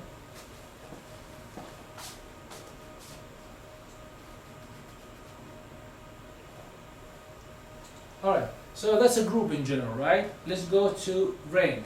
Ring that you have 2 operations, not 1 operation. 2 operations, right? So the ring, basically now you are listing 2 operations, the set and the operation. Okay, so you have the first operation is the circle in here, and the second operation is the square. So the first operation has to have 5 conditions. What are the 5 conditions? Closure, associativity, commutativity, existence of identity, and existence of inverse. The second one, it has to have only the first 3 conditions: closure, associativity, and commutativity. All right. So if we have a set, we could have 2 operations. The black one is the first operation, and the white one is, the white square is the second operation. Maybe example is the best thing. So let's say as we have a set Z, and in here we have addition, the operations we have addition and multiplication. Addition and multiplication. So addition satisfies all of the 5 properties, right? Any closure, you know, the closure, the associativity, the commutativity, the existence of identity, which is 0, and existence of inverse. You know, each element has an inverse. You agree? Right? For all the group. How about the multiplication? Does it achieve closure? Yes. Right? Does it achieve associativity? Yes. Commutativity? Yes. How about existence of identity? maybe not. How about existence of inverse? Not all of them have inverse, right? Not all of the elements have the inverse, so does not meet this condition, right? So a field denoted with F, not with G, okay, and is a commutative ring in which the second operation satisfies all the 5 properties defined for the first operation. Okay. I think we covered this, no? Okay. So there's, let's talk about finite fields. Galois method or Galois test, Galois, showed that for a field to be finite, what does it mean finite? A certain number of elements. It's not like, okay, the number of elements should be p to the power n. What's p? Prime number. And n is n equals to number. Okay? So basically the rule in here, if you'd like to have a finite, so it has to have a primary digit and to the power 2 the positive, right? And what we call it now, we don't call it F, we call it GF. GF for Galois field. Galois field of a primary number to power n, a positive number, elements, okay? So when n equals 1, okay, we have GF of P, primary, any primary. What are primary numbers? Like 1, 2, 3, 2, 5, right? This field can be the set of 0, 1, 2 to the P minus 1 with 2 arithmetic operations. Let's take example in here. So GF2, okay, GF2. So how many elements we have in here in the set? 2. What are the elements? 0 and 1. 0 and 1. So if we have the 2 operations, plus and minus, plus and multiplicative. Okay, look in here. All right. So 0 and 1, 0 and 1, and 0 and 1. If you do the addition, it will give you 1, 0, 0, 1. So for example, 0 plus 0, 0. 0 plus 1 will give you 1. And the reverse. How about multiplication? The same thing, right? Will give you anything multiplied by 0 will give you 0. Anything multiplied by 1, okay. All right, 1 times 1 will give you 1. Anything multiplied by 0 will give you 0. Simple, right? All right. So look at the inverses. What is the additive inverse for 0? This is the first give you the additive, and this will give you the multiplicative, right? What is the additive? What is the additive inverse for 0? 1, right? And what is the additive inverse for 1? 0, right? All right. Let's take a look.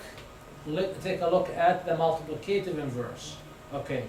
So there is a condition that the identity element for the first operation does not have inverse. So what is the identity element for the additive? 0. What is its multiplicative inverse? Does not exist. That's the rule. Does not exist. What is the multiplicative inverse for 1? 1. Okay. I mean, of course. I mean, does 0 has a multiplicative inverse? Is there any number you could multiply with 0 give you 1? Can you invent one? Can you think of one? Okay, you can, right? All right. Simple so far.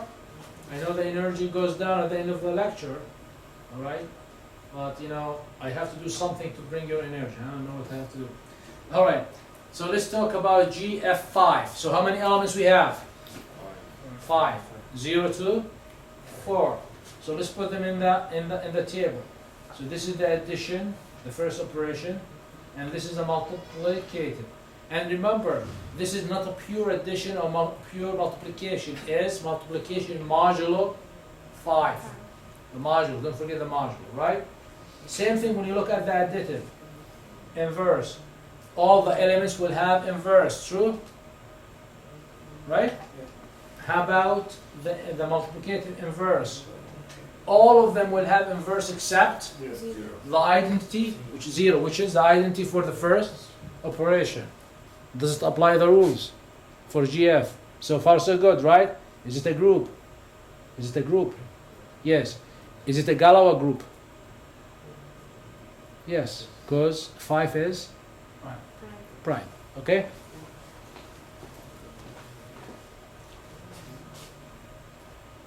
So in summary, okay, if you look at the algebraic structure for the group, for example, or for the group, okay, you could have addition or subtraction, or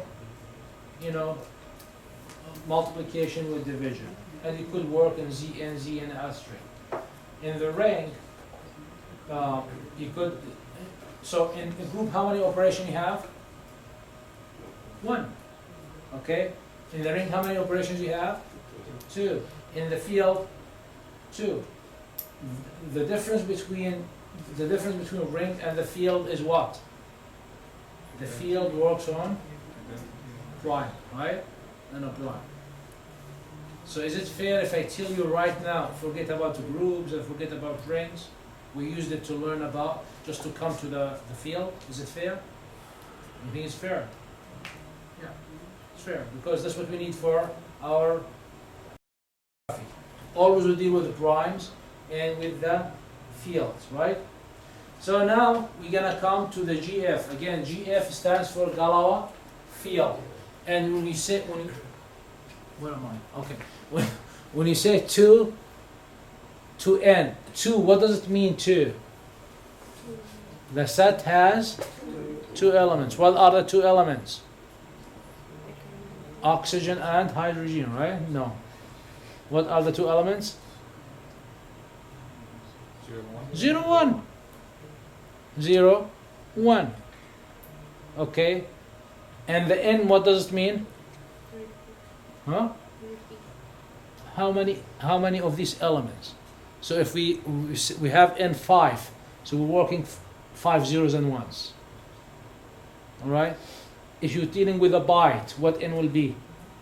8. So zeros and 1s, but we have chunk of 8. Clear? So again, GF never, it's not a girlfriend. GF is Galois field. All right. And n is for the variety of the elements. What the variety of elements we have? 0 and 1. And the n is how many? Fair? Yes. We always start from 0. Say that again. Like we have like 2 elements. We can say 3 and 7. The elements are 0 and 1. It has to be like in order. No. It could be, for example, if I say, for example, okay, help me guys. If I say JF, okay, 2, 5. Can you give me an element in here? What? 0? 5. It has to be 5 elements, right? So it could be 0, 1. Right? This is a good option. 0, 0, 0, 0, 1.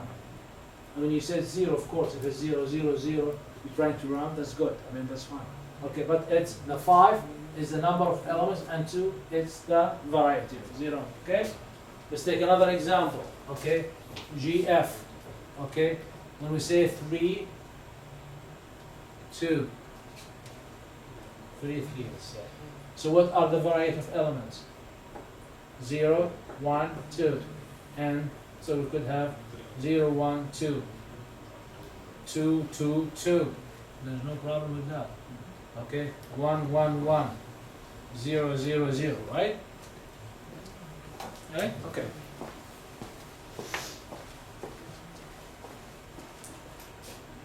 All right. Okay.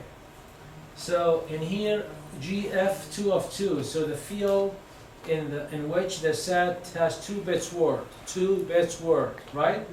What I'm getting the 2 bits word from which number? The lower 2 or the upper 2? The upper 2. The upper 2 tells me how many, right? Okay, the first 2 tell me the variety, right? Okay, so 2 bits number in here, okay, words. Okay, what are all the options? 0, 0, 0, 1, 1, 1, and 0, 1, right? All right. So let's put them in a table, and we put them here and in here, and do the additive. Okay. So what's the identity for additive? 0, 0. Why 0, 0 is the additive? Why is it the identity? Because anything you add it to 0, 0 will give you what? 0, right? So add 0, what is 0, 0? So 0, 0 added for any of this, give it itself. 0, 0 added to any of this, give it yourself. When you go to the multiplicative, what is the identity? Why is, I'm sorry, what's the identity? Yes, 0, 1. Why? You multiply anything with 0, 1 will give you itself, right? So, okay, this is an example of G2F. Alright. Alright. So, I mean, are you bored, guys? Of course, it's a very boring stuff, right? It's too much information. Okay. It's a lot of information. You don't see anything yet. Okay? You're just starting. Alright? So always, I mean, to make your life easy, that's what I learned, that, you know, when we were younger and our parents tell us stuff, we never understood why they are telling us stuff and why we want to do this. Alright? But, you know, in the middle age, we learned it's something good. We have to listen to it. Right? Okay, it's useful. Right? But once we do it, we should forget about it. And the same thing in here, I'm not telling you to forget about it, but we are building to something. We're building to something. Alright? So I came to the point, I told you we learned about groups, rings, and fields. I told you just forget about the groups now, and forget about the groups and rings, and let's go to the fields. So we are building towards something, right? It's exactly like the first lecture, we were doing a lot of math, but we saw how it's useful here, right? Okay, who cares about the Euclidean method and all of that? Yeah, because later on when you need to look for the multiplicative inverse, and you're not going to look at it like that and you'll get it. You have to do some coding, you have to do something, right? Okay, so the same thing in here. So let's be patient. So we're gonna come to one more thing boring, which is polynomials. And you know, you'll ask yourself why we're gonna talk about polynomials in here. So what's a polynomial? I mean, I'm sure you have had it in your calculus or somewhere in your life. Okay, so usually polynomial is like a representation. Okay, so it has two parts. Each element has two parts: x to the power 0 and coefficient a0, x to the power 1 and a1 until the end. So basically, any chunk of binary code, binary number, we could represent it with polynomial. Fair?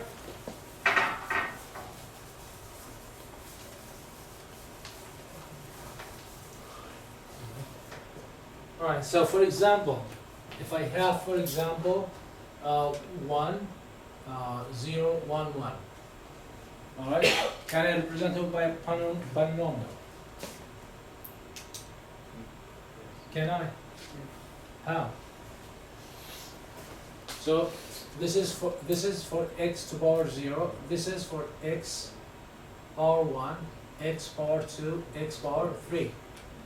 So in here 1, the 1 in here 1 times x to the power 0 plus 0 x to the power 1 plus 1 x power 2 plus 1 x to the power 3. So this will go, the final will be x to the power 3 plus x squared plus 1. X to the power 0 will give you 1, right? 1. So this one, if you need to convert it to polynomial, became like this. Alright? If I give you reverse, if I tell you, for example, x to the power 5 plus x squared, let's say plus x. So how are you going to represent this? So the 1 is not here, that means there was 0 behind it, right? Right? And the 1 is existing 1. Here, 1. How about the 3? 0. The 4, 0. The 5, 1. Alright? So that's the conversion between polynomial to the, okay. Alright? Alright, so I already explained this. So for example, you have in here in Word how you convert it. I already explained it in the board, so you don't have to worry about that. Okay, so this is for example in here. It's 8 elements. Okay, that's the conversion to binary. You could go both ways, like this or like that, from binary to polynomial and all of that. So polynomials representing n bits words use two fields. The first field is GF2. What is GF2? 0, 1, but it's for what? For the coefficients. Because any element, look at any element there is a coefficient and there is the x, right? And the second one is for the x, right? For the x. How many x's we have, for example, in there? 5, right? So the n will equal how much? 5, right? Okay? So this will represent the x's part, and this will the coefficient part. So how many fields we have for this system, the polynomial system? 2, right? Two sets, right? All right. So, okay, for the sets of polynomials in GF, okay, a group of polynomials of degree n is defined as modulus, such as polynomials are referred as irreducible polynomials. They cannot be reduced anymore. They are not reducible. It's not reducible. So, in the degree 1, they give you example for 2. In degree 5, they give you 5 or 6. So this is degree 5. These are called modulus, okay, or cannot be reduced anymore. Okay, that means, what does it mean cannot be reduced anymore?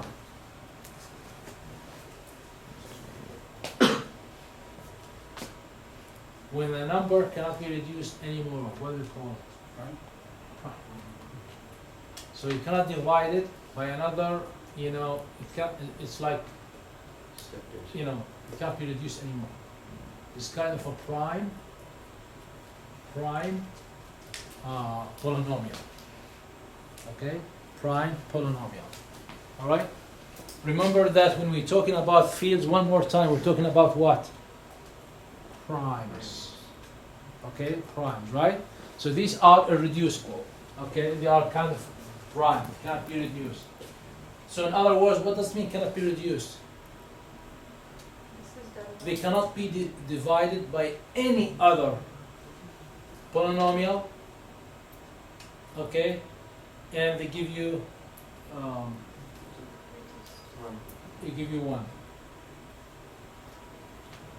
I mean, if you divide by itself, it'll give you 1, but any other will not give you like something without remainder, let's say, like a prime, okay?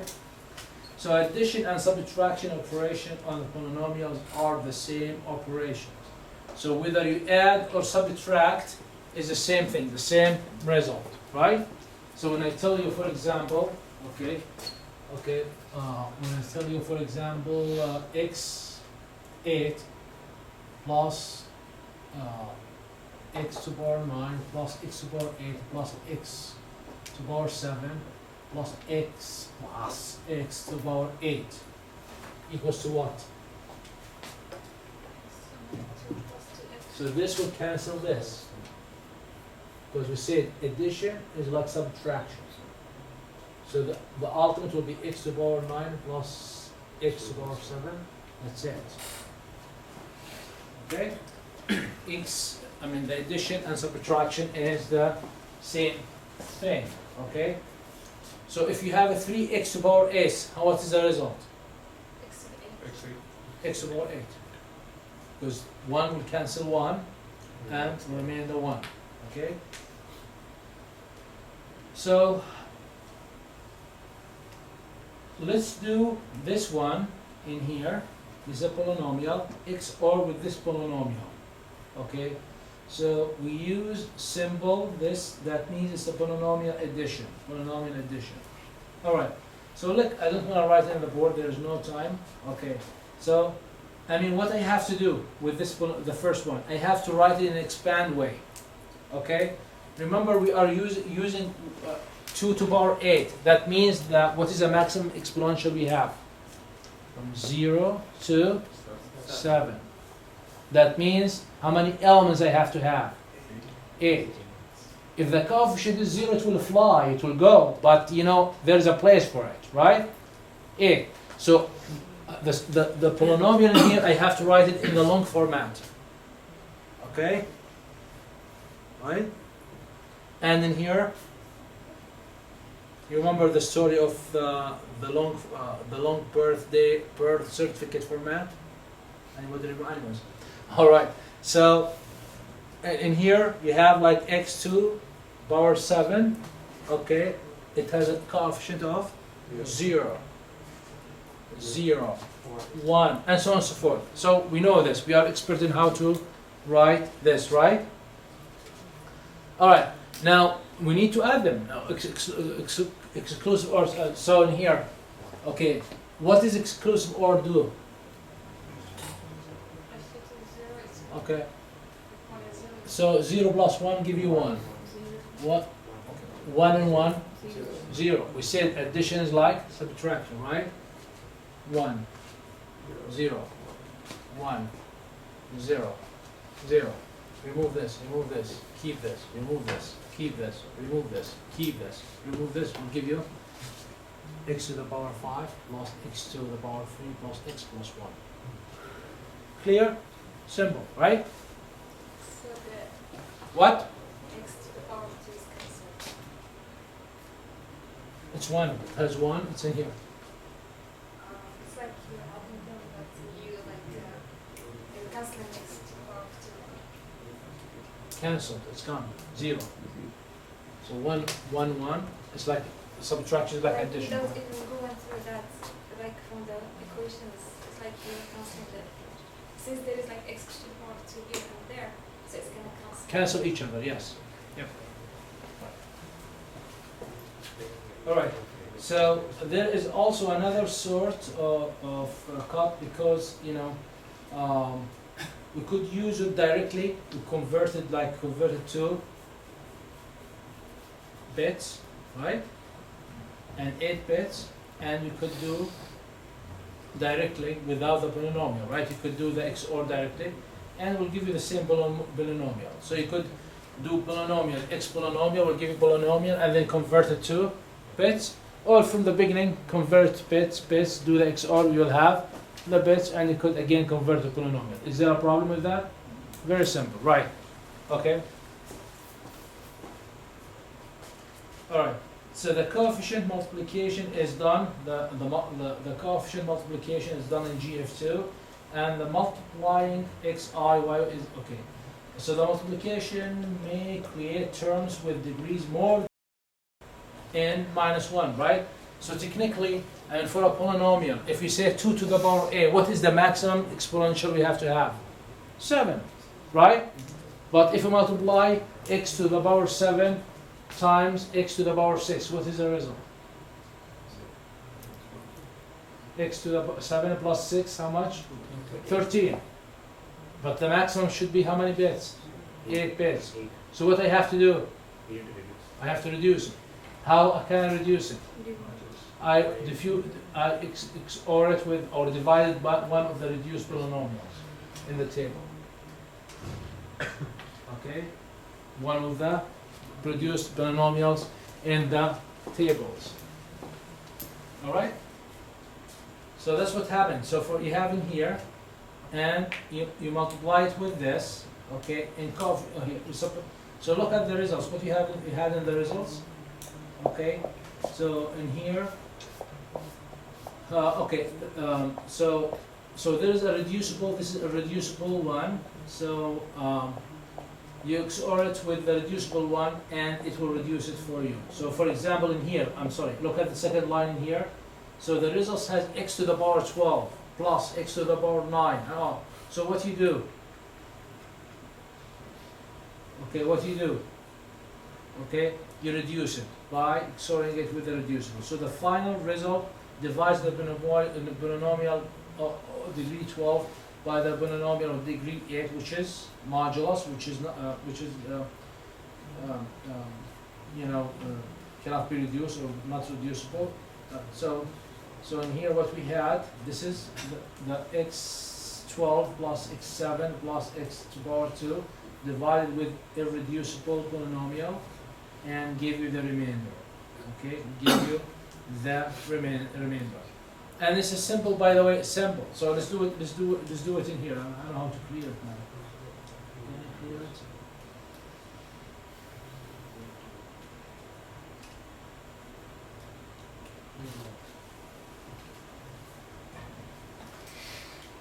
Thank you. All right. So basically, okay, you have in here, what is the largest power in here? X to the power 8, right? Okay, so I have to use x to the power 4. So let's multiply.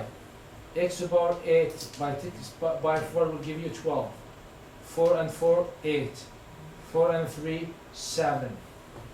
4 and 1, 5. 4 and the x, power and 4 and, x to the power 4 with x to the power 1 will give you 5. And x to the power 4 with 1 give you x squared. So x to the power 12 plus x to the power 12, what is the value? 0, they cancel each other, right? Okay, then we have the 8, we put it, the 7 with the 7 here will cancel each other, okay? The 5 is here, okay, and the 4 and the 2. Now I have to multiply it with 1, and this the whole formula here will go down. Then 8 will cancel 8, or 5 will go down, 4, you see 4 in here will cancel the 4, the 3 will go down, the 2 x to the power 2 will go down, the x will go down, the 1 go down, and that's the remainder. That's how you divide basically the polynomials. Okay.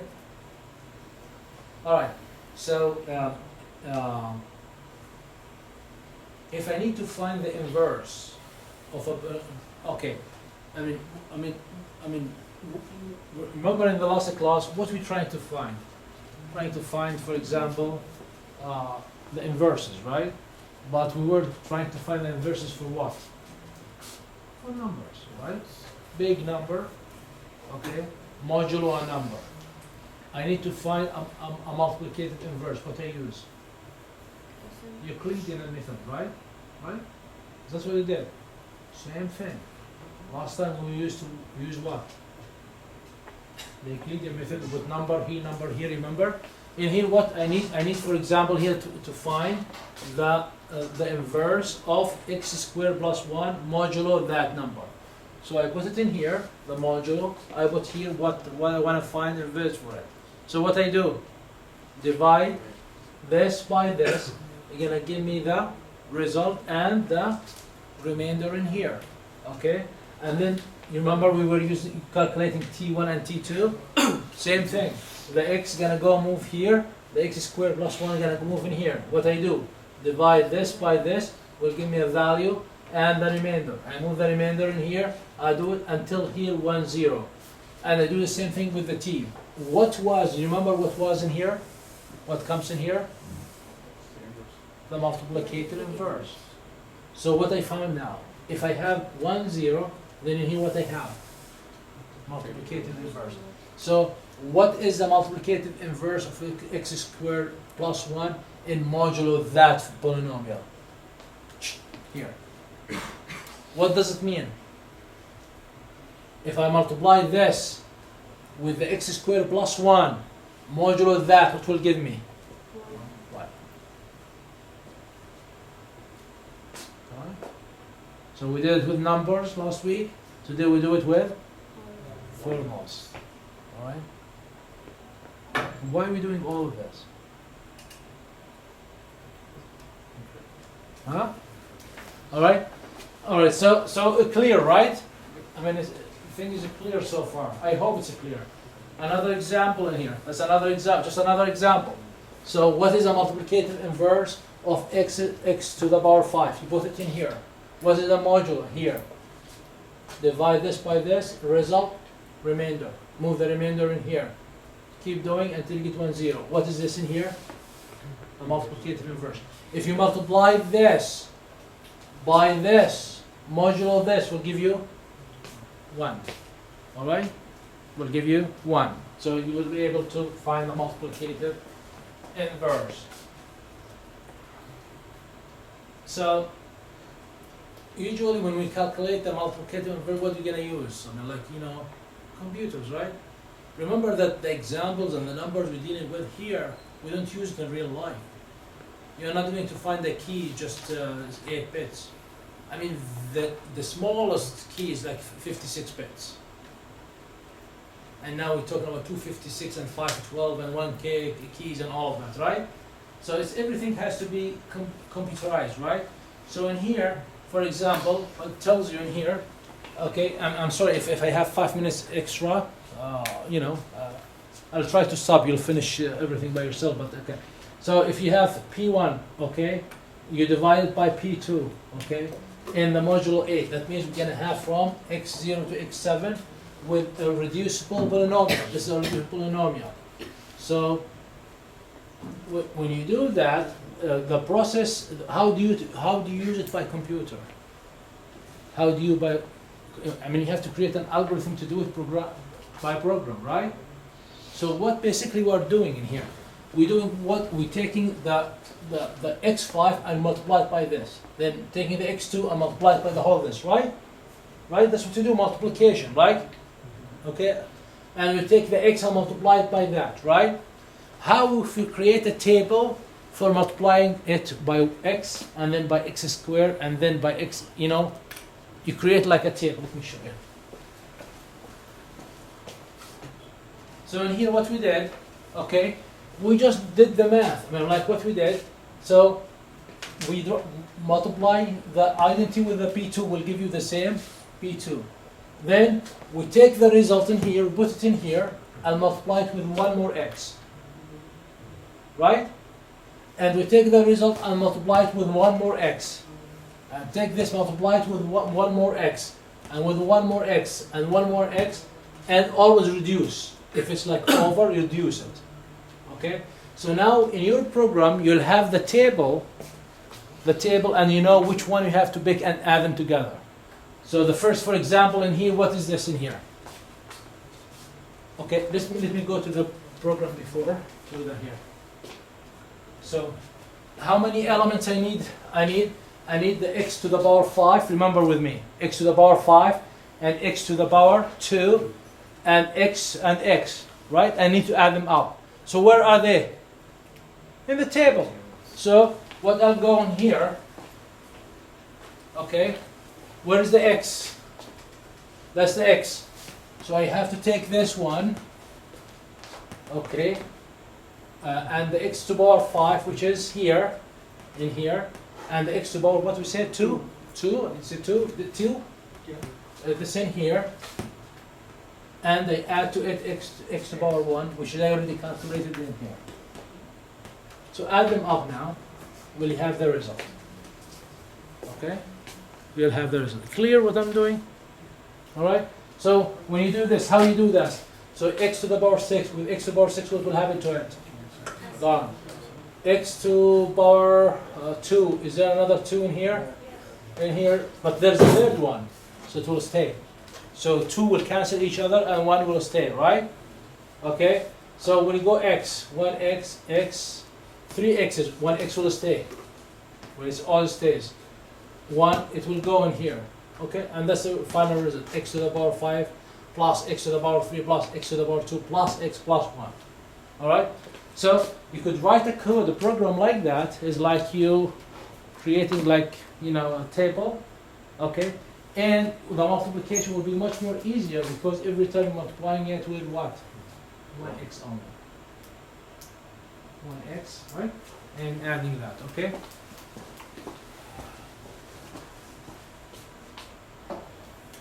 Also, you could do it with binary, but I leave it for you to read it. Any question? Any question? All right. Thank you so much. I think we did a good mileage today. You will have a good mileage homework, long homework to do, and believe me, once you read the 2 chapters and doing the homework, you'll enjoy it. All right. If you have questions, send me an email or see me in my office, and I'll be more than happy to help. Any questions right now? Thank you so much. Thank you for your patience. Thank you.